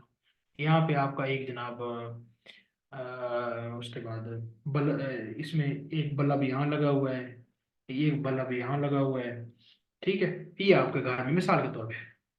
अब आपका बिल कैसे बनता है? बिल इस तरह बनता है कि ये पंखा है मिसाल के तौर पे, इसकी पावर क्या है, इसको ऊपर लिखा होता है बैक साइड पे। इसकी पावर आमतौर पर, पंखों की पावर क्या होती है? पंखों की पावर यही होती है, 100 120 होती है। 120 वाट इसकी पावर है, 120। अब ये जरा पुराना पंखा है, इसके ऊपर लिखा हुआ 20 है, लेकिन ये खाएगा जरा ज्यादा, तो मैं कहता हूँ चलो 150 वाट का ये मोटर है, ये जरा बड़ी है, ये 300 वाट की है। ये इस्त्री है जी, ये आमतौर पर 700 वाट की है। ये बल्ब है, ये जनाब एनर्जी सेवर आप लगाया हुआ, तो ये 20 वाट का है। ये आपका जो ना रेड वाला बल्ब है, तो ये 100 वाट का है। अब आप चलाते हैं इसको, मिसाल के तौर पे आपने इसको चलाया, ये जो आपका पंखा है ना, ये एक दिन में, इसको अगर आप देखें कि मैं एक दिन की बता रहा हूँ, एक दिन का मैं कैलकुलेट कर, एक दिन में ये 8 घंटे चला, ठीक है। ये भी 8 घंटे के चले हम। आपकी मोटर है, ये 1 घंटा चली, ठीक है। आपका ये जो है ना, आपकी ये जो क्या है इस्त्री है, ये भी 1 घंटा चली। ये आपका जो बल्ब है, ये आपका 16 घंटे चला। उसके बाद आपका ये क्या है, आपका ये आपका जो बल्ब है, ये अभी आपका 16 घंटे चला। अब आप इसका कैलकुलेट करना चाहते हैं, एक दिन का यूनिट है, यूनिट कंजप्शन आप एक दिन का निकालना चाहते हैं। अब आप देखेंगे क्या चीजें आपने नोट करनी है। सबसे पहले आपने पावर कैलकुलेट करनी है, पावर एक एक की। अब इसकी पावर कैसे कैलकुलेट करेंगे? जिस तरह उसकी है ना, वो है ना, किलो वाट आवर है ना, किलो वाट आवर। आपने हर किसी के किलो वाट आवर बनाने, यानी कैसे बनाने हैं? आपने कहा कि 120 जो है ना वाट है, और 8 घंटे चला है, तो 120 को 8 से मल्टीप्लाई करें।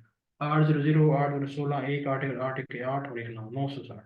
अब 960 वाट जला है, लेकिन आपने क्या बनाना है? आपने किलो वाट आवर।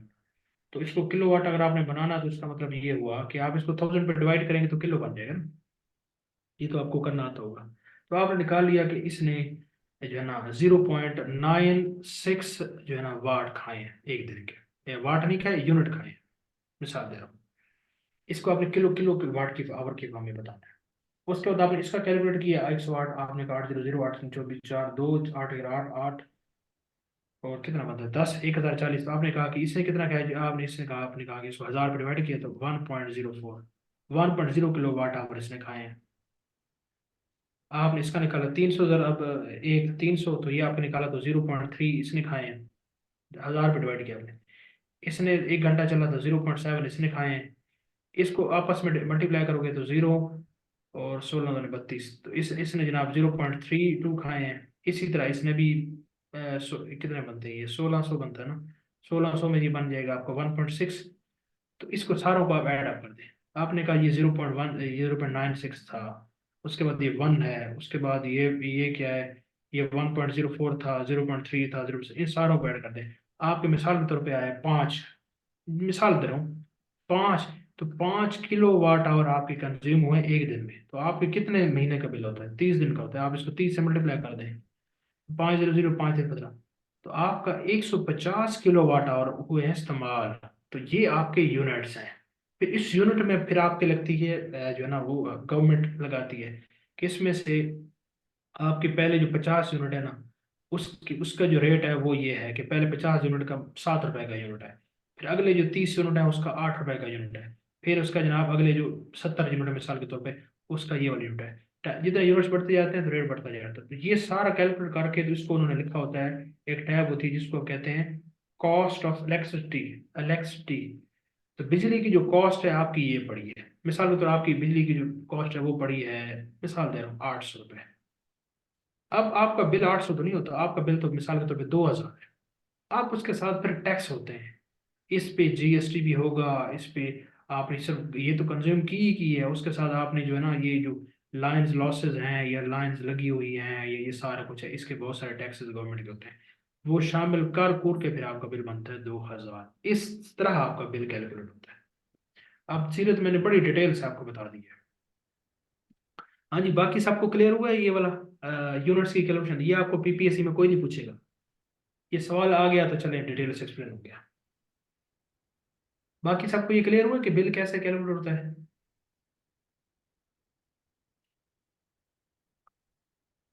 ओके हो गया जी।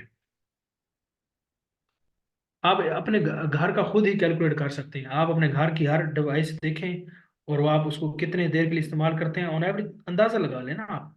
आपके घर में फ्रिज पड़ी है, टीवी पड़ी है, जो उसकी देखें पावर कितनी है, कितनी देर इस्तेमाल होती है, आप अपना बिल कैलकुलेट करें और आपको हैरानगी होगी कि जो आपका बिल आएगा तकरीबन सेम सेम होंगे, इतना फर्क नहीं होगा। चलें, आपको अभी समझ में आ गई है ना। अभी आपने सीधे अपने घर का बिल इसी तरह कैलकुलेट करना है और उसको मेरे महीने के साथ रिलेट करना है, और फिर मुझे बताना भी है कि इसमें वो चीज़ें समझ में आई है कि नहीं। ये आपकी फिर असाइनमेंट है। अपने घर के तमाम पंखों की वाटेज देखें और सारा कुछ इस पे काम करें। ठीक हो गया जी, तो इस हिसाब से आपका बिल कैलकुलेट होता है, ये तो बात होगी। ओके, आगे चलते हैं जी। उसके बाद हम आगे चलते हैं कि जो हमारा नेक्स्ट चीज़ है वो है,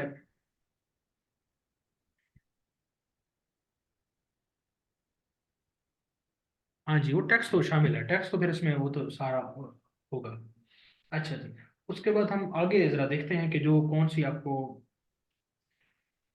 हाँ आगे एक और टॉपिक है छोटा सा, तो वो हम पढ़ लेते हैं जरा, कि आपकी जो ये हीट होती है ना, इस तरह ये हमने बताया कि करंट फ्लो करता है, ठीक है, वोल्टेज के फ्लो की वजह से, इसी तरह आपकी जो हीट है वो भी ट्रांसफर होती है। ठीक है, हीट ट्रांसफर कैसे, जिस तरह मैं आपको बताऊं, तो आप जब एक चाय के लिए अब केतली को गर्म करते हैं, चूल्हे पे रखते हैं, तो अगर आप उसके किनारे पर हाथ लगाएं, शुरू में तो वो ठंडी होती है, लेकिन बाद में वो भी गर्म नहीं हो जाती। आग तो यहाँ जल रही है लेकिन यहाँ भी हीट पहुंच नहीं गई। ठीक है, तो इसका मतलब हीट जो है ना वो ट्रेवल करती है। ठीक ठीक हो गया। हाँ जी, from hotter body to colder body, ये यूनिवर्सल प्रिंसिपल है। तो हीट की जो ट्रांसफर है ना, इसके 3 मेथड्स हैं। ठीक है, 3 मेथड्स हैं हीट ट्रांसफर के। एक को कहते हैं कंडक्शन, दूसरे को कहते हैं रेडिएशन, और तीसरे को कहते हैं कन्वेक्शन। तीनों में हीट का तबादला होता है लेकिन तीनों में डिफरेंट तरीके से होता है। कंडक्शन ये में ये होता है कि जो है ना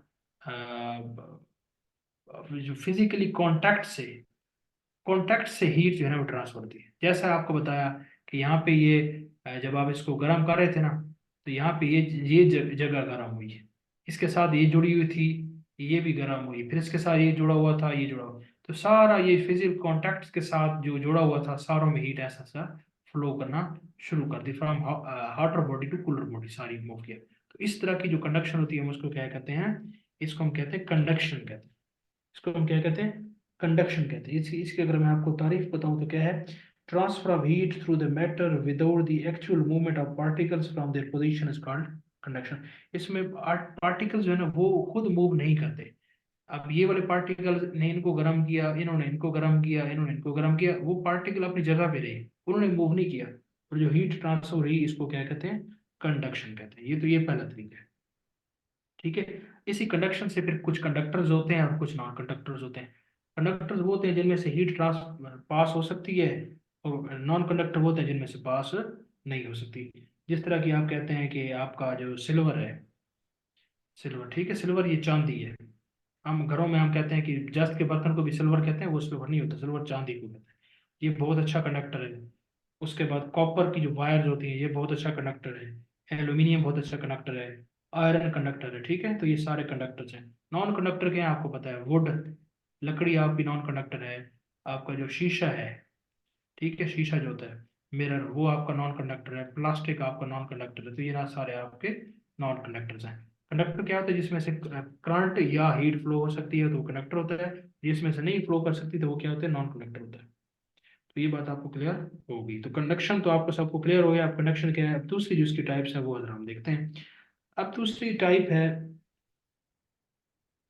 जो दूसरा आपको बताया, रेडिएशन। अब रेडिएशन क्या है, रेडिएशन ये है कि आप यहाँ पे आपने आग लगाई हुई है और यहाँ आप बैठे हैं। तो आप यहाँ पे थोड़ी देर बाद आप तक क्या होता है, आपको भी जो है ना, आप सर्दी में बैठते हैं तो आपको हीट नहीं पहुंच जाती।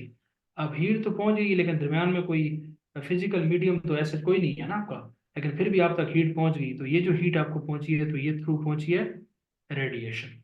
इसको रेडिएशन कहते हैं, ठीक है। कि इसमें क्या होता है, transfer of heat of energy from hot body to the cold body directly without heating the space. नहीं, ये तो आपकी वो हो गई, थ्रू विदाउट द कॉन्टैक्ट, ठीक है। Transfer of heat from one body to another, usually from the hotter to the cooler without the contact of the body through radiation through air. ये क्या होती है आपकी, रेडिएशन होती है, ठीक हो गया। जिस तरह आपकी जमीन जो है ना, हमारी जमीन ही गर्म हो जाती है, तो ये सन से क्या होता है, रेडिएशन आती है ना, सूरज की किरणें आती हैं, उसमें से ये सारा गर्म होता है, हम खुद भी गर्म होते हैं। तो ये रेडिएशन के जरिए आपकी ये फुल ऑफ हीट है। तो पहली कंडक्शन थी जो कि फिजिकल कांटेक्ट से थी। दूसरी जो है ना आपका वो, उसमें रेडिएशन से। तीसरी है कन्वेक्शन। कन्वेक्शन क्या होती है, कन्वेक्शन ऐसे है कि आप मिसाल के तौर पर पानी की बाल्टी यहाँ पे रखते हैं। अब यहाँ पे पानी आप गर्म करने की कोशिश करते हैं, पानी के ये वाले मॉलिक्यूल क्या हो जाते हैं, गर्म हो जाते हैं। अब ये जैसे गर्म होते हैं ना, ये ऊपर चले जाते हैं। फिर क्या होते हैं, दूसरे मॉलिक्यूल यहाँ आ जाते हैं, फिर ये मॉलिक्यूल नीचे चले। तो मॉलिक्यूल्स आपस में जो है ना, जो पानी के मॉलिक्यूल्स होते हैं वो एक दूसरे को मूव भी करते रहते हैं, और अपनी जो है ना वो हीट आगे फिर ट्रांसफर करते रहते हैं। तो ये वाली जो हीट ट्रांसफर है इसको हम कहते हैं कन्वेक्शन, ठीक हो गया जी। आमतौर पर ये किस में होती है, लिक्विड्स में होती है और गैसेस में होती है, ठीक है। जिसमें क्या होता है, मॉलिक्यूल मूव कर सकते हैं, सॉलिड में नहीं होती है, ठीक है। इसमें पार्टिकल बाजाबता तौर पर मूव करते हैं, यानी पार्टिकल यहाँ पे थे गर्म हुए ना, आगे मूव किए, इन्होंने यहाँ चले गए, फिर नए आ गए यहाँ पे। तो ये इसमें पार्टिकल्स मूव करते हैं, कंडक्शन में मूव नहीं करते, रेडिएशन में भी मूव नहीं करते, ठीक है। रेडिएशन में एयर के जरिए आपकी मूवमेंट होती है, कंडक्शन में फिजिकल कांटेक्ट होता है, जबकि आपका कन्वेक्शन में वो क्या करते हैं, फिजिकली आपकी जो है ना वो मूव करते हैं, ठीक हो गया जी। तो ये आपकी इसी हो सकती है। आमतौर पे ये किस में होती है आपको, ये बता दिया आपको कि लिक्विड में और इसके अंदर होती है। तो ये आपकी कन्वेक्शन होती है, ठीक है। तो यहाँ तक बताएं जी आपको, ये ट्रांसफर ऑफ हीट तीनों मोड से क्लियर हो गया सबको।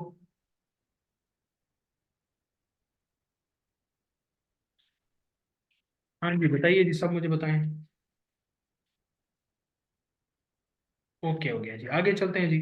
छोटे छोटे टॉपिक्स हैं, बड़े आसान आसान है, कोई मुश्किल नहीं है, चिल टॉपिक्स हैं, ठीक हो गया जी। हाँ जी सब बताएं मुझे सब। मुझे ये डर होता है कि सो ना रहे हूँ सारे।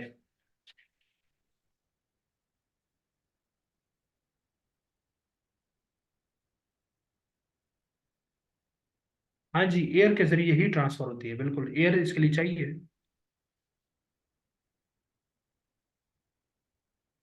मीडियम तो चाहिए ना, किसी तरह तो पहुंचती है ये। मैस एनर्जी इक्वेशन, हाँ जी वो आइंस्टाइनों के लिए। चले वो भी बता देते, चले पहले वो बता देते हैं फिर कुछ और। मैस एनर्जी की इक्वेशन है, उसका बेसिक आपको तारुफ पता हो बस, बाकी उसमें इतना आपको अरस्तू बनने की जरूरत नहीं है। वो ये है कि जनाब एक साइंटिस्ट थे जिनका नाम था आइंस्टाइन।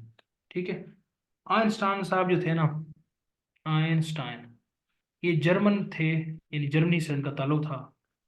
इन्होंने एक नया कंसेप्ट दिया।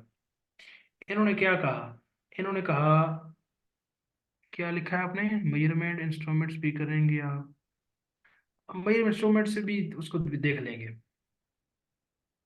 आइंस्टाइन ने क्या कहा, आइंस्टाइन ने कहा कि आपका जो मैस है ना, मैस कोई भी, और ये जो एनर्जी है ना, ये आपस में कन्वर्ट हो सकते हैं। ठीक है, उन्होंने एक फिलॉसफी पेश की, एक अपनी एक थ्योरी पेश की जिसको आप कहते हैं, उसकी जो है ना मैस एनर्जी की, वो उसने बताया कन्वर्जन होती है। उसने बताया कि कोई भी बॉडी जब स्पीड ऑफ लाइट से ट्रेवल करने की कोशिश करता है, अब आपको ये पता होगा स्पीड ऑफ लाइट होती क्या है, तो ये बात याद रखिएगा, स्पीड ऑफ लाइट जो है ना, ये बहुत ज़्यादा एक लाइट है स्पीड ऑफ लाइट, और इसकी वैल्यू याद रखनी, 3 × 10⁻⁸मीटर पर सेकेंड। एक सेकंड में 3 × 10⁻⁸ इसका मतलब ये होता है कि 3 के पीछे 8 जीरो लगाएं, इतने मीटर एक सेकंड में लाइट ट्रेवल करती है, स्पीड ऑफ लाइट है, याद रखिएगा। जबकि जो स्पीड ऑफ साउंड है ना, ये भी पता होनी चाहिए आपको, 343 मीटर पर सेकंड है, तो ये उससे बहुत कम है। इसी वजह से आप के ऊपर से जब बिजली चमकती है ना, तो आपको लाइट पहले नजर आती है और आपकी आवाज़ बाद में आती है, तो इसकी वजह है कि लाइट की स्पीड बहुत ज़्यादा है इससे। ठीक हो गया जी, ये तो आपको पता है। अब कोई भी जब बॉडी जब स्पीड ऑफ लाइट के करीब करीब ट्रैवल करने की कोशिश करता है, यानी इतना तेज ट्रैवल करता है, तो वो क्या हो जाता है, मास जो है ना वो एनर्जी बन जाता है। ठीक है, तो इसके लिए एक इक्वेशन है, E = mc²। ई क्या है, एनर्जी क्या है, मैस उसका मैस है, और सी क्या है, स्पीड ऑफ लाइट। ठीक हो गया जी, आपको इक्वेशन बस आपको पता होना चाहिए। हाँ जी, इसको आप उस तरह कह सकते हैं कि 3 लाख किलोमीटर पर सेकंड।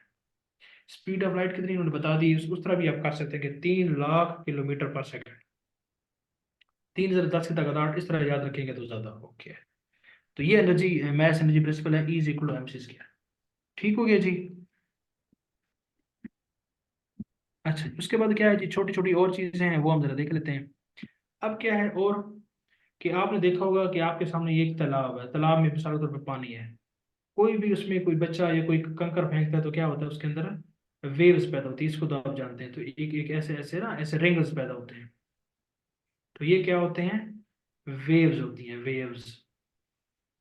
ठीक है, तो वेव्स के बारे में आपको जो पता होना चाहिए, वेव्स के अंदर ये है कि डिफरेंट किस्म की ये वेव्स हैं। अब आपकी जो आवाज़ है ना, मैं जो है ना बोल रहा हूँ, आप यहाँ खड़े हैं, तो हम हमारी जो आवाज़ है, हमारी आवाज़ आपस में ऐसे वेव्स की सूरत में जो है ना वो ट्रैवल कर रही है, ऐसे करके वेव्स की सूरत में। और हमारे दरमियान में क्या है, हवा है, हवा की मदद से मैं आप तक मैसेज पहुंचा रहा हूँ। तो ये क्या है, यहाँ दो लोग खड़े हैं, तो ये आपकी क्या है, वेव्स जनरेट हो रही है। ठीक है, और वेव से एक जिस्म से दूसरे में आवाज जा रही है, तो दरमियान में मीडियम क्या है, हवा। तो इसको आपको पता चल गया कि ये वेव्स होती हैं, वेव्स इस तरीके से आपकी ट्रैवल करती है, जिस तरह आप पानी की एग्जांपल बताइए और ये बताइए। अब ये वेव होते हैं, तो इसको जाहिर करते हैं इस तरीके से, मिसाल के तौर पर कहते हैं कि ये एक वेव है, ये आपकी क्या है, एक वेव है। अब इसकी कुछ नोटेशन हैं, कुछ इसकी टर्मिनोलॉजी है, वो आपको पता होनी चाहिए। ये जो वेव होते हैं ना, वेव यहाँ से लेकर यहाँ तक, यहाँ से लात यहाँ तक, ये जो ये एक मिसाल के तौर पे ये वेव ऐसे जा रही है। अब ये देखें ना, अगर आप गौर करें तो यहाँ से लेकर यहाँ तक एक ही वेव है, फिर बाद में वही रिपीट कर रही है, तो असल वेव यही है। तो वेव यहाँ से लेकर यहाँ तक जो है ना, ये जितना वक्त लेती है, ये इस वेव का क्या होता है, टाइम पीरियड। ठीक है, और इस वेव की जो मैक्सिमम वैल्यू है, कितनी ज़्यादा इसकी हाइट तक जाती है ये, ठीक है, वो उसको हम कहते हैं एम्पलीट्यूड ऑफ दिस वेव। ठीक है, और वेव के ये जो पॉइंट्स होते हैं ना, ये वाला पॉइंट, ये वाला पॉइंट्स, ऊपर वाले पॉइंट्स जो पीक्स हैं, इनको हम कहते हैं क्रस्ट। और ये जो नीचे वाले पॉइंट्स होते हैं, ये जो नेगेटिव वैल्यूज में बहुत कम वैल्यूज हैं, इसको हम कहते हैं ट्रफ। ये मिनिमा है, यानी मिनिमम वैल्यूज होती हैं वेव की, वो ट्रफ होते हैं, और जो मैक्सिमम वैल्यूज होते हैं उसको क्या कहते हैं, क्रस्ट कहते हैं। और ये क्या है, उसका एम्पलीट्यूड है। और यहाँ से यहाँ तक ये क्या है, उसकी आपकी क्या क्या आपका टाइम पीरियड। ठीक होगी जी। उसके बाद यहाँ से लेकर यहाँ तक देख लें, ये यहाँ से यहाँ तक देख लें, ये क्या होती है आपकी वेव लेंथ। एक वेव की कितनी लेंथ है उसको हम क्या कहते हैं, वेव लेंथ। ये वेव लेंथ होती है। ठीक है। अगर मिसाल के तौर पे ये वेव इस तरह की हो, तो इसकी वेव लेंथ क्या देखे, खुद देखे ना, यहाँ से यहाँ तक क्या होगी अब, ये बहुत कम होगी ना, तो इसकी वेव लेंथ बहुत कम है, इसकी वेव लेंथ ज्यादा है, वेव लेंथ। ठीक है, वेव की लेंथ है। दो क्रस्ट के दरमियान या दो ट्रफ के दरमियान जो डिस्टेंस होता है उसको वेव लेंथ कहते हैं। ठीक है, जो करीबी करीबी जो ट्रफ होते हैं। हाँ जी, हाइट हाइट भी कहते हैं, बिल्कुल सही कहा है। वेव की हाइट एम्पलीट्यूड एक ही बात है, हाइट ही है ना, देखने से नजर आ रहा है। तो दो क्रस्ट के दरमियान में या दो ट्रफ के दरमियान में जो डिस्टेंस होता है उसको वेवलेंथ कहते हैं। ठीक है। तो अगर ये इस तरह की छोटी वेव होगी तो उसकी वेवलेंथ कम होगी। ठीक हो गया। वेवलेंथ पता चल गया आपको, एम्पलीट्यूड पता चल गया, क्रस्ट पता चल गया, टाइम पीरियड पता चल गया। अब उसमें एक होता है फ्रीक्वेंसी। तो एक वेव की जो फ्रीक्वेंसी होती है, अगर आप उसके टाइम पीरियड का रेसिप्रोकल ले लें, यानी टाइम पीरियड को 1 पे डिवाइड कर दें, तो उस वेव की फ्रीक्वेंसी आ जाती है। तो आपको ये फार्मूला पक्का रटा होना चाहिए, एफ इज इक्वल 1/t। आपको अगर एक वेव की टाइम पीरियड पता है तो आप उसकी फ्रीक्वेंसी निकाल सकते हैं, फ्रीक्वेंसी पता है तो आप उसका टाइम पीरियड निकाल सकते हैं। ठीक हो गया। और एक और फार्मूला है, v is equal to F lambda. ये जो है ना लैम्डा, लैम्डा ये क्या है, वेव लेंथ है असल में। v is equal to f wavelength. v क्या है, स्पीड ऑफ दिस वेव, इसकी स्पीड क्या है। f क्या है, फ्रीक्वेंसी ऑफ दिस वेव। और लैम्डा क्या है, wavelength of this wave. इन तीन वेरिएबल्स हैं, अगर आपको दो पता हो तो आप तीसरा निकाल सकते हैं, ये आपको ये बुनियादी फार्मूला आपको पता होना चाहिए। ठीक हो गया जी। और फ्रीक्वेंसी क्या होती है, वही बात है कि number of waves in a unit time, एक यूनिट वक्त में कितनी वेव्स ट्रेवल हो रही हैं उसको हम कहते हैं आपकी क्या बुलाइए, उसको फ्रीक्वेंसी कहते हैं। ठीक हो गया जी।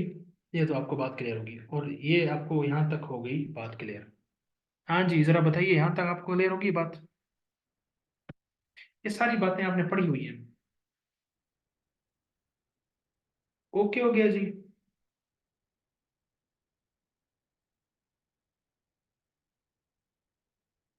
ठीक हो गया जी, आगे चलते हैं जी। अब इसमें ये तो पता आपको चल गया। अब आपने ये एक याद रखनी है, अभी वेव से हम आगे चलते हैं, फिर वेव्स के आगे टाइप्स हैं। वेव्स की जो मोटी मोटी टाइप्स है वो कर लेते हैं। वेव्स के आगे दो टाइप्स हैं। एक होती है मैकेनिकल वेव्स,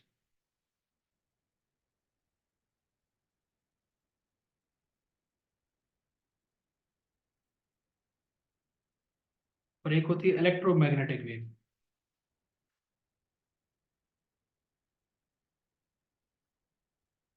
मैकेनिकल वेव्स वो वेव्स होती हैं जिनको ट्रेवल करने के लिए कोई मीडियम चाहिए होता है, कोई रास्ता चाहिए होता है, कोई दरमियान में कोई कम्युनिकेशन चैनल चाहिए होता है, उसको हम कहते हैं मैं जो है ना mechanical waves. Need medium to flow,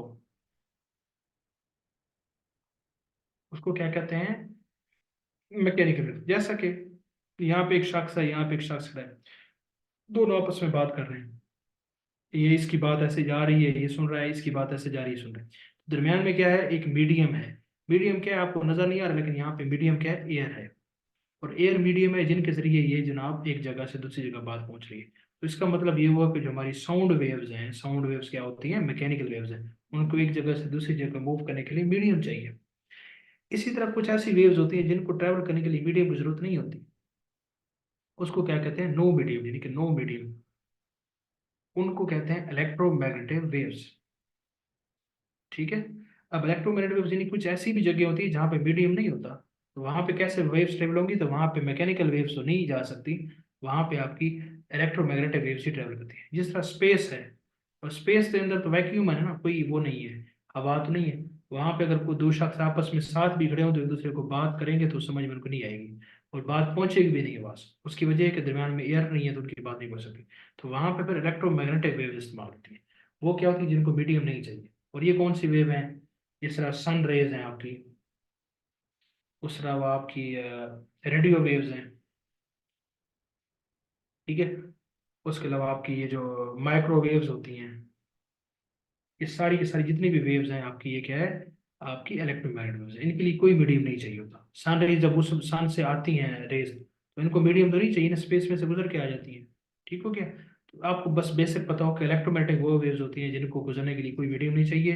radio waves, microwave, sun rays, ये सारी वेव्स जो है इधर आपकी इलेक्ट्रोमैग्नेटिक। और मैकेनिकल क्या होती है, जिनको गुजरने के लिए मीडियम चाहिए, और साउंड वेव्स की एग्जाम्पल होगी। ठीक हो गया जी। तो मैकेनिकल और मैग्नेटिक। ओके हो गया जी। यहाँ तक सबको क्लियर हो गया। अब इसको मजीद थोड़ा सा आगे एक्सप्लेन करते हैं। हाँ जी, ओके हो गया जी।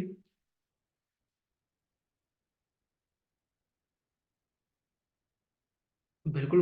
देखा ना, अब जो मोबाइल फोन है, अब मोबाइल फोन के अंदर क्या है, आप खुद आप बताएं। मोबाइल फोन में खंबे लगे होते हैं, ठीक है। अब खंभों में उसके बाद आप तक आवाज पहुंचती है, सिग्नल्स होते हैं।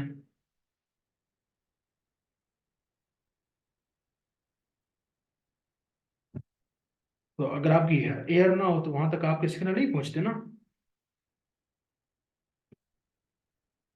ऑब्वियसली मैकेनिकल होती हैं। चलिए आगे चलते हैं जी। बाकी आप इसको मजीद खुद एक्सप्लोर करते रहे। नहीं, अभी तक हमने कवर करना है ना, हमारा रहता है अभी सब्जेक्ट। अच्छा, अब इसको मजीद हम आगे चलाते हैं जी। जो आपकी मैकेनिकल वेव है, जिसने आपको बताया कि जिसको ट्रैवल करने के लिए आपको मीडियम चाहिए। अब आगे फिर जो मैकेनिकल वेव्स हैं, इनकी मजीद आगे टाइप्स। मैकेनिकल में एक है ट्रांसवर्स वेव्स, और एक है longitudinal waves. Transverse waves, longitudinal. Transverse wave क्या होती है? ट्रांसवर्स वेव ये होती हैं जिनके अंदर जो जो आपकी वेव्स की डायरेक्शन होती है ना, वेव्स की डायरेक्शन, वेव्स की सिमत, और मीडियम की जो सिमत होती है, ये सेम होती है। उसको हम कहते हैं ट्रांसवर्स। सेम नहीं होती बल्कि अपोजिट होती है, बात बताती है। अपोजिट नहीं होती, 90 डिग्री पर होती है। ये मैं यहाँ बताना था आपको। लॉन्गिट्यूड में क्या होती है, वेव्स की सिमत और जो मीडियम की सिमत है वो एक जैसी होती है, सेम होती है। ठीक है। यानी कि जहाँ इधर वेव इस तरफ जा रही है, मिसाल के तौर पे वेव्स की डायरेक्शन ये है, और मीडियम की डायरेक्शन भी ऐसे ही है। मीडियम के जो पार्टिकल्स हैं वो भी इसी तरफ ही मूव कर रहे हैं, तो ये आपकी लॉन्गिट्यूडल वेव्स है। और ट्रांसवर्स में क्या होता है कि आपकी यहाँ पे इस तरफ वेव जा रही हैं, और वो जो वेव्स के पार्टिकल हैं वो इसके 90 डिग्री, यानी इसके 90 डिग्री पे अगर मूव कर रहे हैं तो वो ट्रांसवर्स है। एग्जाम्पल से आपको क्लियर होगा। एग्जाम्पल से आपको इस तरह क्लियर हो सकता है कि जिस तरह आपकी क्या एग्जाम्पल आपको दूं, जिस तरह आपकी साउंड वेव है, इसका आपको बताऊँ ना, एक मिनट मैं इसकी एग्जाम्पल, बेहतरीन एग्जाम्पल ट्रांसवर्स यहाँ पे आपको अच्छी सी कोई एग्जाम्पल बताएं।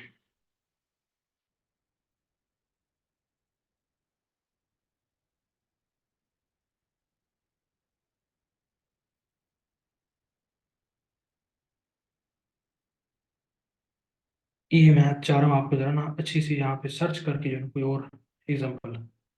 अब जिस तरह ये रिपल्स की एग्जाम्पल दी हुई है, बड़ी अच्छी से रिपल्स की। इस तरह जरा देखें कि आपके पास ये तालाब है, इस तालाब में आप कोई कंकड़ फेंकते हैं। अब आप हो क्या रहा है, अब जो कंकड़ आपने फेंका ना, अब वो वेव्स इस तरफ जा रही है, यानी कि आपकी जो वो कंकड़ की वजह से वेव्स इस तरफ जा रही है। अब वेव इस तरफ जा रही है, यानी वेव की डायरेक्शन ये है, लेकिन उसके जो पार्टिकल्स है ना वो ऊपर नीचे ऐसे हो रहे हैं। ऐसे नहीं, वो ऊपर नीचे ऐसे वेव्स बनती हैं, उसके पार्टिकल्स ऐसे जा रहे हैं, वेव आगे जा रही है, तो आपस में 90 डिग्री पे है ना। तो इस तरह की जो वेव होती है इसको हम क्या कहते हैं, ट्रांसवर्सेस। ठीक हो गया जी। ये बात आपको क्लियर होगी। इसी तरह आपका जो लॉन्गिट्यूडल वेव है, इसकी वेव आपकी हम कह सकते हैं कि साउंड वेव है। साउंड वेव कैसे है कि एक पर्सन यहाँ बैठा हुआ है, एक पर्सन यहाँ बैठा हुआ है। अब उसने एक तक एक आवाज पहुंचानी, एक मैसेज देना है, तो उसकी आवाज कैसे जा रही है। इसमें फिर दो होती हैं साउंड वेव के अंदर, कंप्रेशन, रेयरफेक्शन की हो जाती है। यानी कुछ जगह पे ऐसे कंप्रेशन होती है, फिर रेयरफेक्शन होती है, फिर कंप्रेशन होती है, फिर रेयरफेक्शन होती है। यानी कि आपकी इस पर्सन से इस पर्सन की तरफ आपकी जा रही है, वेव जा रही है। ठीक है। और इसकी जो डायरेक्शन है उसकी किसकी, पार्टिकल्स की, वो भी ऐसे ही है। तो पार्टिकल्स की डायरेक्शन और वेव की डायरेक्शन जब आपकी एक जैसी होती है, हम इसको इसको क्या कहते हैं आपको इसको लॉन्गिट्यूडल वेव्स कहते हैं, इसको हम क्या कहते हैं, लॉन्गिट्यूडल वेव्स। बस आपको एग्जांपल का पता चल गया, मोटी मोटी ये होगी। हाँ जी, पानी के ऊपर रिपल से किसी ने बताया हुआ है, ये बात बताई होगी, ठीक हो गया जी, क्लियर हो गया ये आपको वेव्स। बस इसका यही पता हो कि मैकेनिकल दो किस्म की है, ट्रांसवर्स और लॉन्गिट्यूडल। ट्रांसवर्स में रिपल वाली एग्जांपल, लॉन्गिट्यूडल में आपको ये साउंड वाली होगी। हाँ जी, क्लियर हो गया सबको। हाँ जी, कंप्रेशन रेट फ्रैक्शन वही बात है।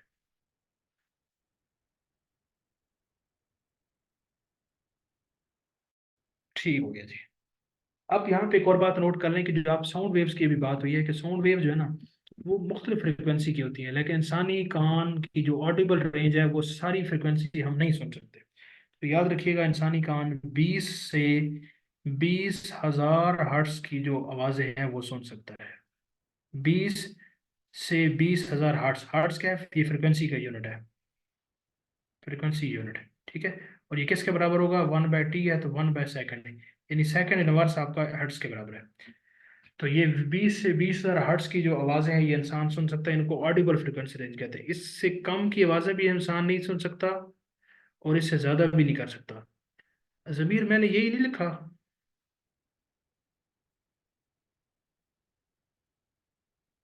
तो वही लिखा हुआ है ना, ये मैं समझा कोई आपने कोई नई चीज़ ऐड की है। तो ये वही है, 20 से 20,000 हर्ट्स, 20 से 20 के, ये ऑडिबल रेंज है।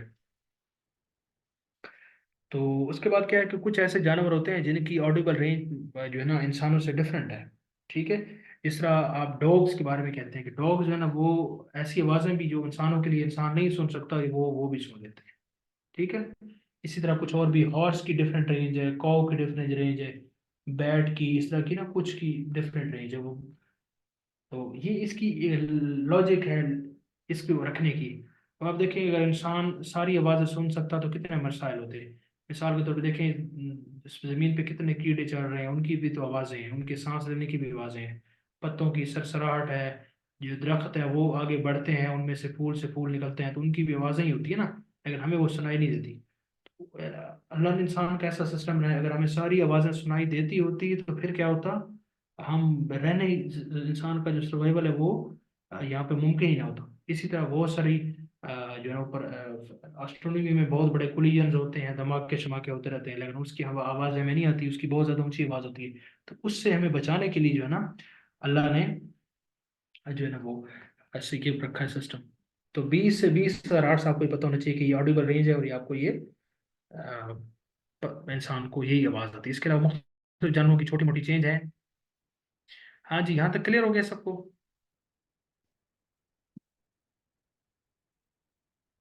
ओके हो गया जी, आगे चलते हैं जी।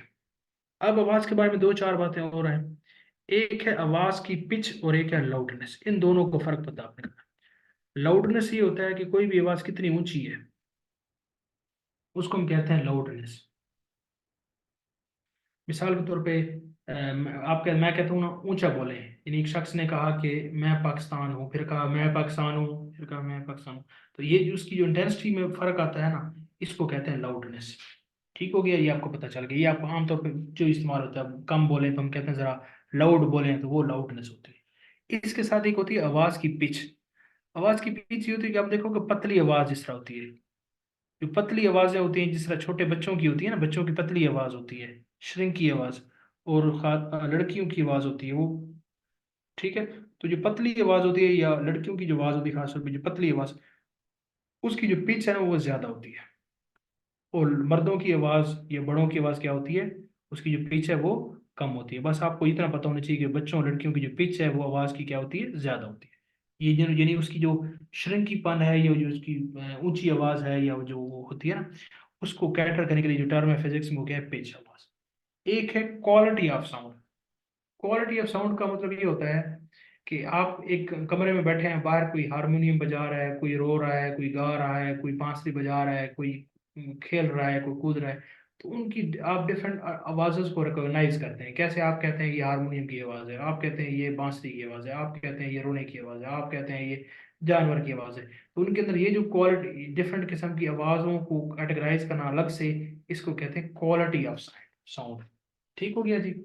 इसको क्या कहते हैं, क्वालिटी ऑफ साउंड। तो quality of sound, pitch of sound, loudness of sound, ये तीनों जो कंसेप्ट हैं ये आपको यहाँ तक क्लियर हो जाने चाहिए। ठीक हो गया जी। उसके बाद छोटी मोटी चीज़ें तो और भी हैं इसके अंदर, मैं मजीद भी देख लेता हूँ अगर कोई इसमें कोई टॉपिक अगर आपका। हाँ जी, एनर्जी का एक टॉपिक रह गया है, एनर्जी की ट्रांसफॉर्मेशन और एनर्जी की टाइप्स, वो जरा देख लेते हैं। आज हमने फिजिक्स की जो मोटी मोटी बातें हैं ना सारी कवर करनी है। नहीं ज़मीर आज हमने ख़त्म करना है फिजिक्स। बस एक दो टॉपिक है, मुझे 10 मिनट दें बस, 10 मिनट दें, फिर आपको ये जान छोड़ देते हैं।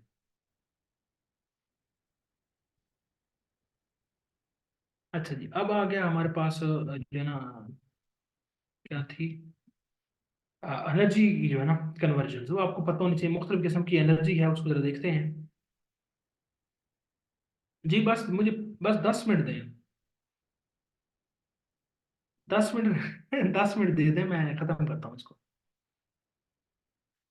कोई तो कह दे कि सर लिए आप 10 मिनट दें, क्या 20 मिनट दें। फराग दिली का मुजाहरा कोई नहीं कर रहा। इसको फिर कल पे ले जाए, क्या कहते हैं। छोटी छोटी चीजें हैं ये, सारी आपने पढ़ी हुई है।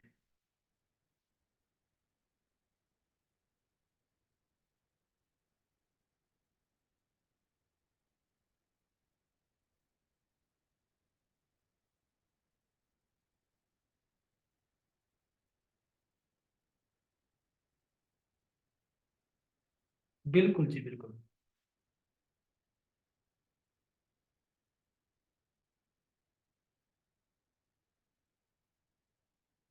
आपको फिजिक्स नहीं अच्छी लगी तो फिर केमिस्ट्री जो है ना वो देख लेंगे, वो अच्छी लग जाएगी।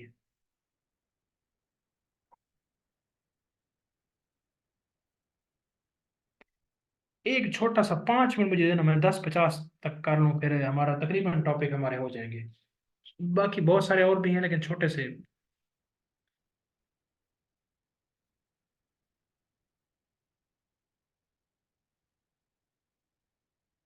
चले, हमारे एक दो तीन टॉपिक हमारे रह गए फिजिक्स के, जो मोटे मोटे टॉपिक्स हैं ना वो हमने कर लिए। यानी हमने आज क्या पढ़े, हमने आज, रिकैप करता हूँ, क्वांटिटीज को देखा, यूनिट्स को देखा, उसके बाद हमने लॉज ऑफ मोशन को देखा, उसके बाद हमने जो है ना ग्रेविटी को देखा, वर्क को देखा, एनर्जी को देखा, पावर को देखा, उसके बाद हमने वोल्टेज को देखा, करंट को देखा, हमने उसके बाद वेव्स को देखा।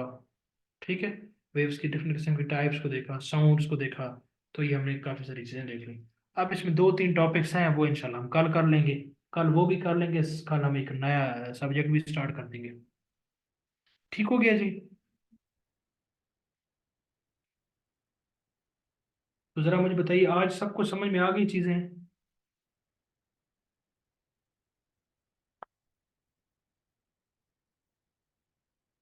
हाँ जी बताइए।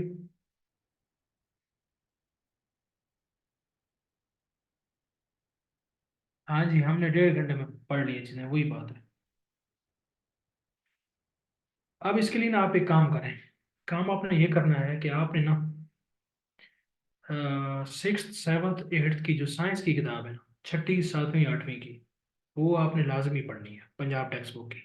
6th 7th और 8th की जो पंजाब टेक्स्ट बुक है, उसके अंदर बेसिक्स ऑफ आपको फिजिक्स भी मिल जाएगी, बेसिक्स ऑफ केमिस्ट्री भी मिल जाएगी, बेसिक्स ऑफ बायोलॉजी मिल जाएगी। ये आपने लाजमी पढ़नी है। और अगर आप ज़्यादा इंटरेस्टिंग अगर आपको लग रही है ना ये फिजिक्स, तो आप 9th 10th की फिजिक्स पढ़ लें। हाँ जी, और जिसको क्लियर है ठीक है, नहीं तो दोबारा जिसने नहीं पढ़ा वो पढ़ेगा।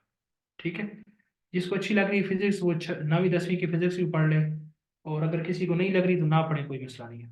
तो इसी तरह जिसको केमिस्ट्री अच्छी लग रही है वो 9वीं 10वीं की भी केमिस्ट्री पढ़ ले। ठीक है, बायोलॉजी जिसको अच्छी लग रही है वो बायोलॉजी पढ़ लेगा 9वीं 10वीं की। लेकिन छठी सातवीं आठवीं की जो साइंस की किताब है ना, ये सब ने पढ़नी है। इस साइंस के अंदर फिजिक्स भी मिलेगी, केमिस्ट्री भी मिलेगी, बायोलॉजी भी मिलेगी, एनवायरनमेंट भी मिलेगा, हेल्थ साइंस भी मिलेगी, फूड साइंसेस भी मिलेगी। ओके हो गया जी सबको।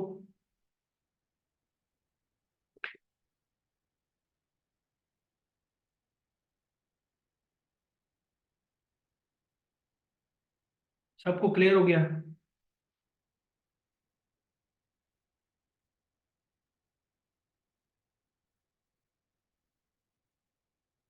ठीक हो गया जी। मेरे तो कानों से भी धुआं निकल रहे हैं। चाय पीऊंगा तो क्लियर होगा।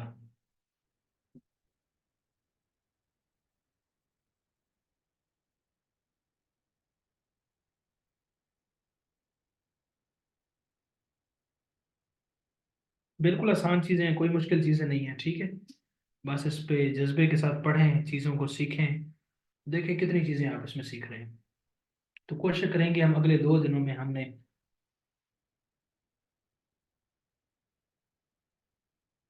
हाँ जी, रेस्ट में आ जाते हैं। हमने केमिस्ट्री की बेसिक्स पढ़नी है। फिजिक्स के 1-2 टॉपिक रह गए, हम उसको कल जल्दी जल्दी घुमाएंगे इंशाल्लाह। और उसके बाद बायोलॉजी 2 टॉपिक्स में हमने, या मैक्सिमम 3 टॉपिक, 3 दिन और लगेंगे। हमारी साइंस जो है ना वो खत्म हो जाएगी। ठीक है, ये एक बड़ा सब्जेक्ट है साइंस का। फिर हमारे रह जाएंगे 3 सब्जेक्ट्स, इस्लामियात, जीके और मैथ।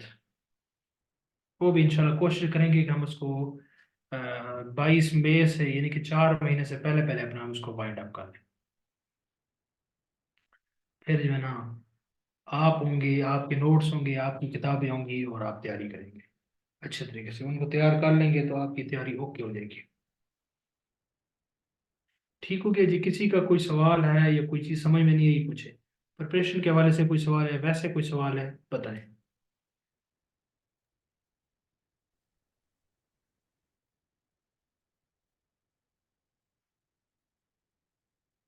हाँ जी, किसी का कोई सवाल है? अस्सलाम वालेकुम सर। जी वालेकुम सलाम। सर ये यको मई को ये सर इस पे क्लास होगी सर, इस पे क्या नहीं होगी सर? जी क्या? सर यको मई को तो पूरे ऑल पाकिस्तान में छुट्टी होगी सर, क्या हमारी क्लास होगी सर यको मई को? नहीं, हम तो अफ्रीका का हिस्सा है, हमारी छुट्टी नहीं होगी। यकम मई की किस लिए छुट्टी होगी?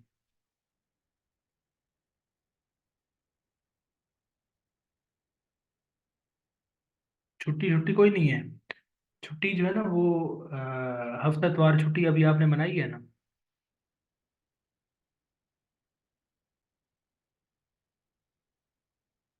हमने चीज़ों को कवर करना है, कोई छुट्टी नहीं होगी, यकम मई को भी क्लास होगी। और जी किसी का कोई सवाल?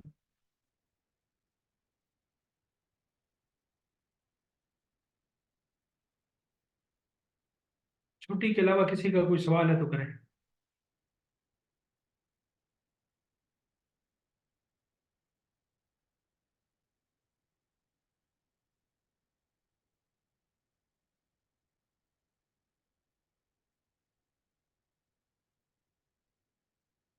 पता नहीं, छुट्टी होनी चाहिए, मुझे तो नहीं समझ आती। अभी 2 दिन आपने मौजें की हैं, घूमे फिरते रहे हैं, तो और फिर अभी आपको छुट्टी चाहिए? हाँ,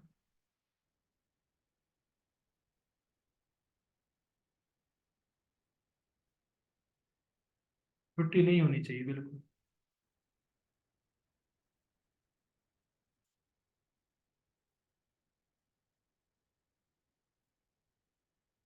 बिल्कुल जी।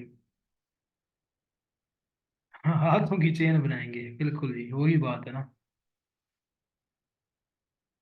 लास्ट मंथ है, बिल्कुल उसामा ने जिस तरह बात की है।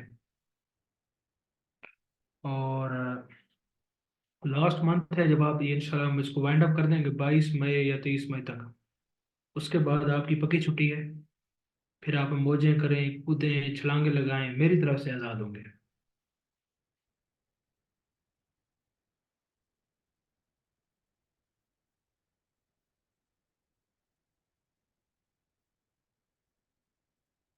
ठीक हो गया ना?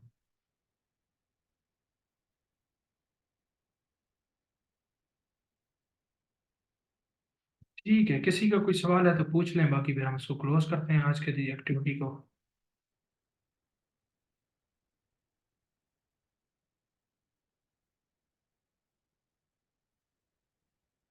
ठीक हो गया जी, इंशाल्लाह नेक्स्ट क्लास में मुलाकात होती है। 6th 7th 8th की जो टेक्स्ट बुक्स हैं साइंस की, वो लाजमी पढ़ें, अच्छी तरीके से पढ़ें। सारी जेन बेसिक साइंस आपकी वही है, उसको गौर से देखें। कल इंशाल्लाह मुलाकात होती है।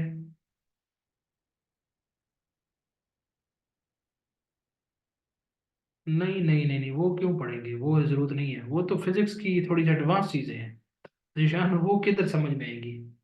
और वैसे भी जरूरी नहीं है, आपने इतनी फिजिक्स ही पढ़नी है जितनी आपकी छठी सातवीं आठवीं में है, बस इससे ज्यादा ना पढ़ें। ठीक हो गया जी, इंशाल्लाह नेक्स्ट क्लास में मुलाकात होती है। खुश रहें, आबाद रहें। अल्लाह हाफिज।